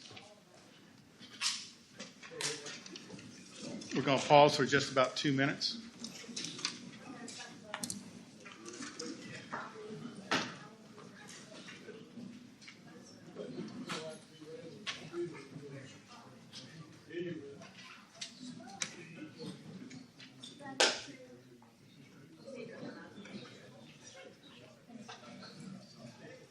How you doing?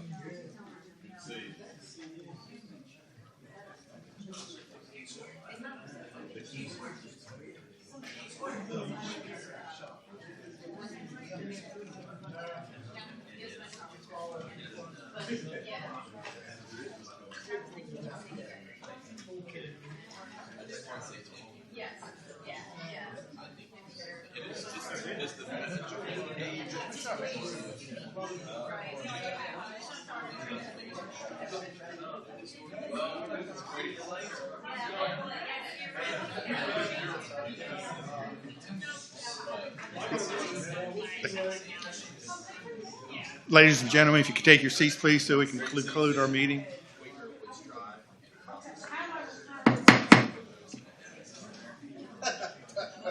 Ladies and gentlemen, please. Are you laughing at me? I'm being very serious. Excuse me. I'm trying to conduct a meeting here, okay? Excuse me, Mr. Moore. Excuse me, public comment period, done. We need to conclude our meeting, please. Thank you. Thank you very much. I'm sorry, sir. If you would like to leave the room, you may. I will. Please do so. Please make your exit, please. Please make your exit now. I'm very sorry, people. You don't deserve that. Thank you. I understand.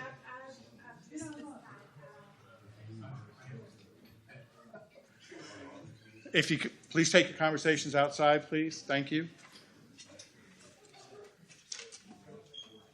Gentlemen, please take your conversations outside.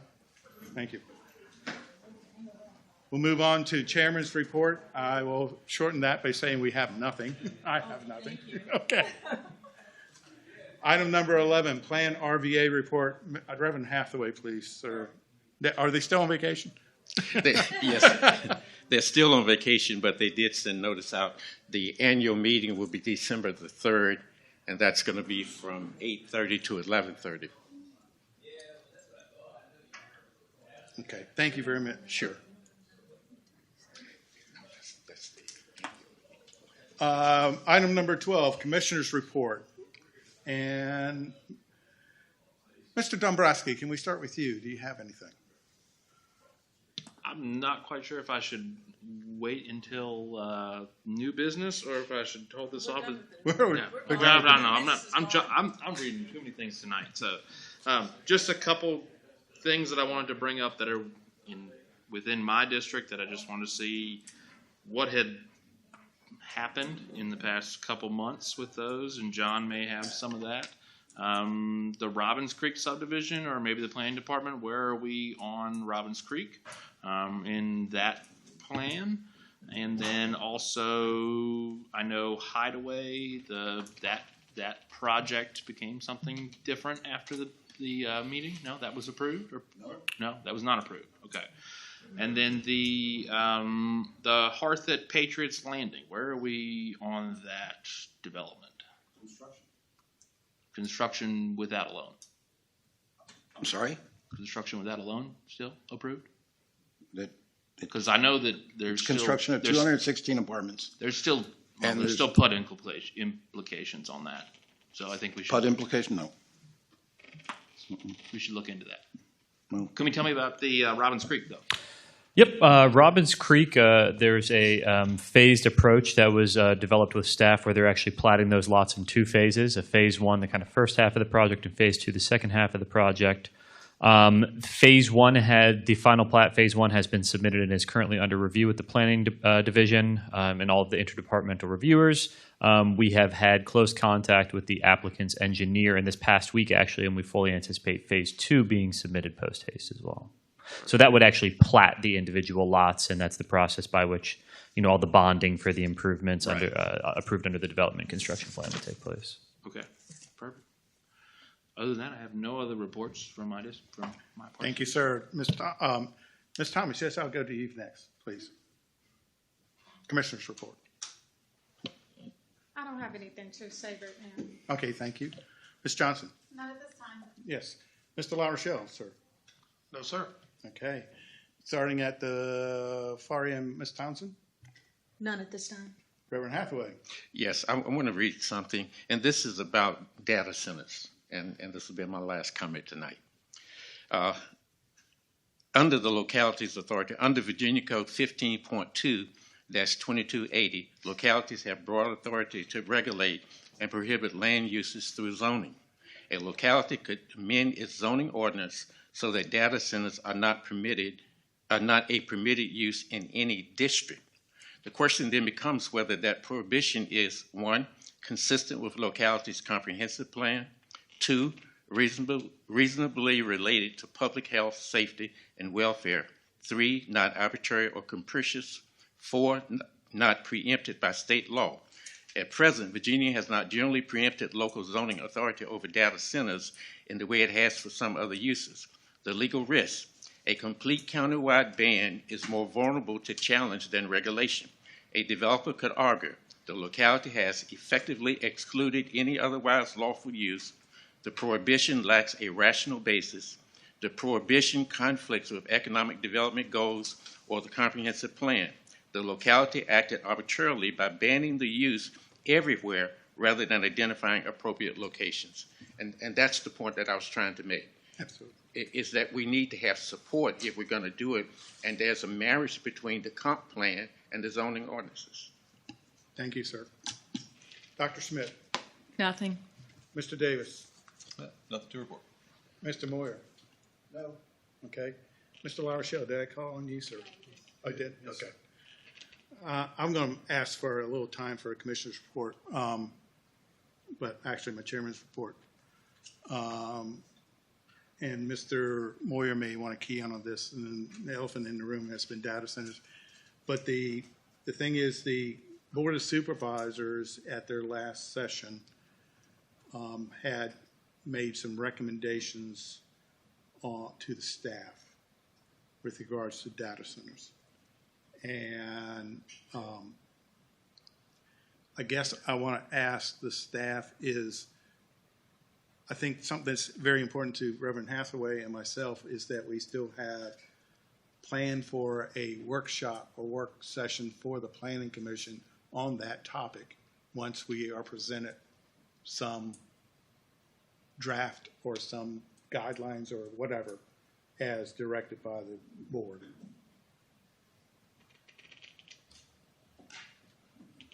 Yes, sir. We have discussed that previously here.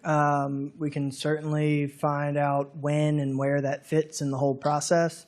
As you said, the board directed staff with some general guidelines to look into drafting a data center ordinance. That work has not started quite yet, but a rough timeline of 2 months was given. So at some point in there, we will have discussions with the planning commissioners about the draft and the presentation. Just don't forget us. The second thing, and I've asked Mr. Moyer that during that we're going to have as part of the agenda is kind of a Board of Supervisor meeting recap as part of the agenda. If you want to have that now, sir, for your last session. Well, I do believe I need to recap this because the campground was declined by the Board of Supervisors. Also, Ms. Pearson gave the opportunity to the staff to look at an ordinance for data centers, which she asked for 2 months, and that's exactly what Mr. Aragi was talking about right now. And that will come back. Of course, it got to go, to make an ordinance of anything, got to go to us and a public hearing, and it has to go to public hearing with Board of Supervisors. So I would gather anybody that's interested in that ordinance would be available for those meetings. Also, at any time, my phone's right here. I do get a number of emails. I do get a number of emails about data center, which respectfully, I got to say, AI does a really good job generating a lot of those emails that I get, which is an interesting fact because they had to go through a data center to be done, and they have to go through a data center to get to me. But I look, I read them. Whether they're the same or not, that doesn't matter. I have to read them, and I only put back that I thank people for the concern. Because it's not my time and place to make any judgment on these things. That'll come in the future. I appreciate all of the Planning Commission, you looking at things as land use versus any other thing, and that everybody's doing a really good job on that, and I appreciate that. And I'll be back with the report next time. Thank you, Mr. Moyer. Thank you very much. Staff reports, that's item number 13.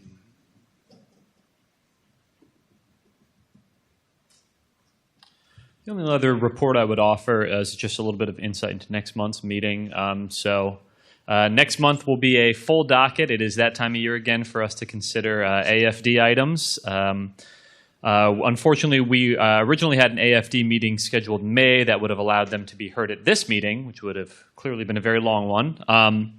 But we were not able to make a quorum at that AFD Advisory Committee meeting, and therefore none of the items were able to be voted on. Therefore, we have rescheduled the meeting for June 25th at 6 p.m. here in this room, at which the 9 AFD items will be considered and subsequently come to you all in July for consideration. So we have 2 districts up for renewal this year, 1 withdrawal request, and 6 addition requests.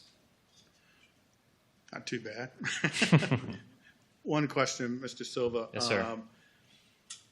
At the last board meeting, there was anticipated a presentation regarding Pine Fork Ridge. Yes, sir. And my memory serves that that item was withdrawn at the time or delayed or? Deferral was requested to that next regular Board of Supervisors meeting. So, was there a reason for the deferral, or was it just applicant request, or? As was communicated to us, the applicant wanted some time to work with their representation to kind of put their heads together on some of the concerns and basis for denial here at the Planning Commission meeting, or recommendation for denial rather, and see if they couldn't come up with some changes to the proposal in an attempt to address those. I guess my big question is, at what point are those changes considered small enough that it could move forward to the board versus coming back to the Planning Commission? That is a great question. From my understanding from communicating with the applicant, the proposal has not so substantially changed with respect to the configuration of the community per se, amount of lots, et cetera. I think it's really a lot of the proffer offerings that would be changing. And so, our understanding is with those revised proffers, the applicant would be looking to move forward to the July Board of Supervisors meeting for consideration. It's a little bit of a roundabout way of answering your question, but the actual proposal details with respect to the actual, eventual subdivision and community that's proposed did not change so much that it would warrant a sort of trip back to the Planning Commission, as it were. Thank you. Thank you very much. Anything else? No, sir. Okay. Item 14, as a reminder, we do have a joint session meeting with the Board of Supervisors on May, 2 weeks from tonight, or 2 weeks, excuse me, 2 weeks from today, on June 29th.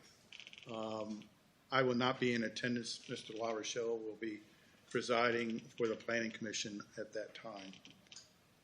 Then our regular scheduled meeting is on Monday, July 20th, 6 o'clock in this boardroom. If there's no other business to be conducted, do I hear a motion?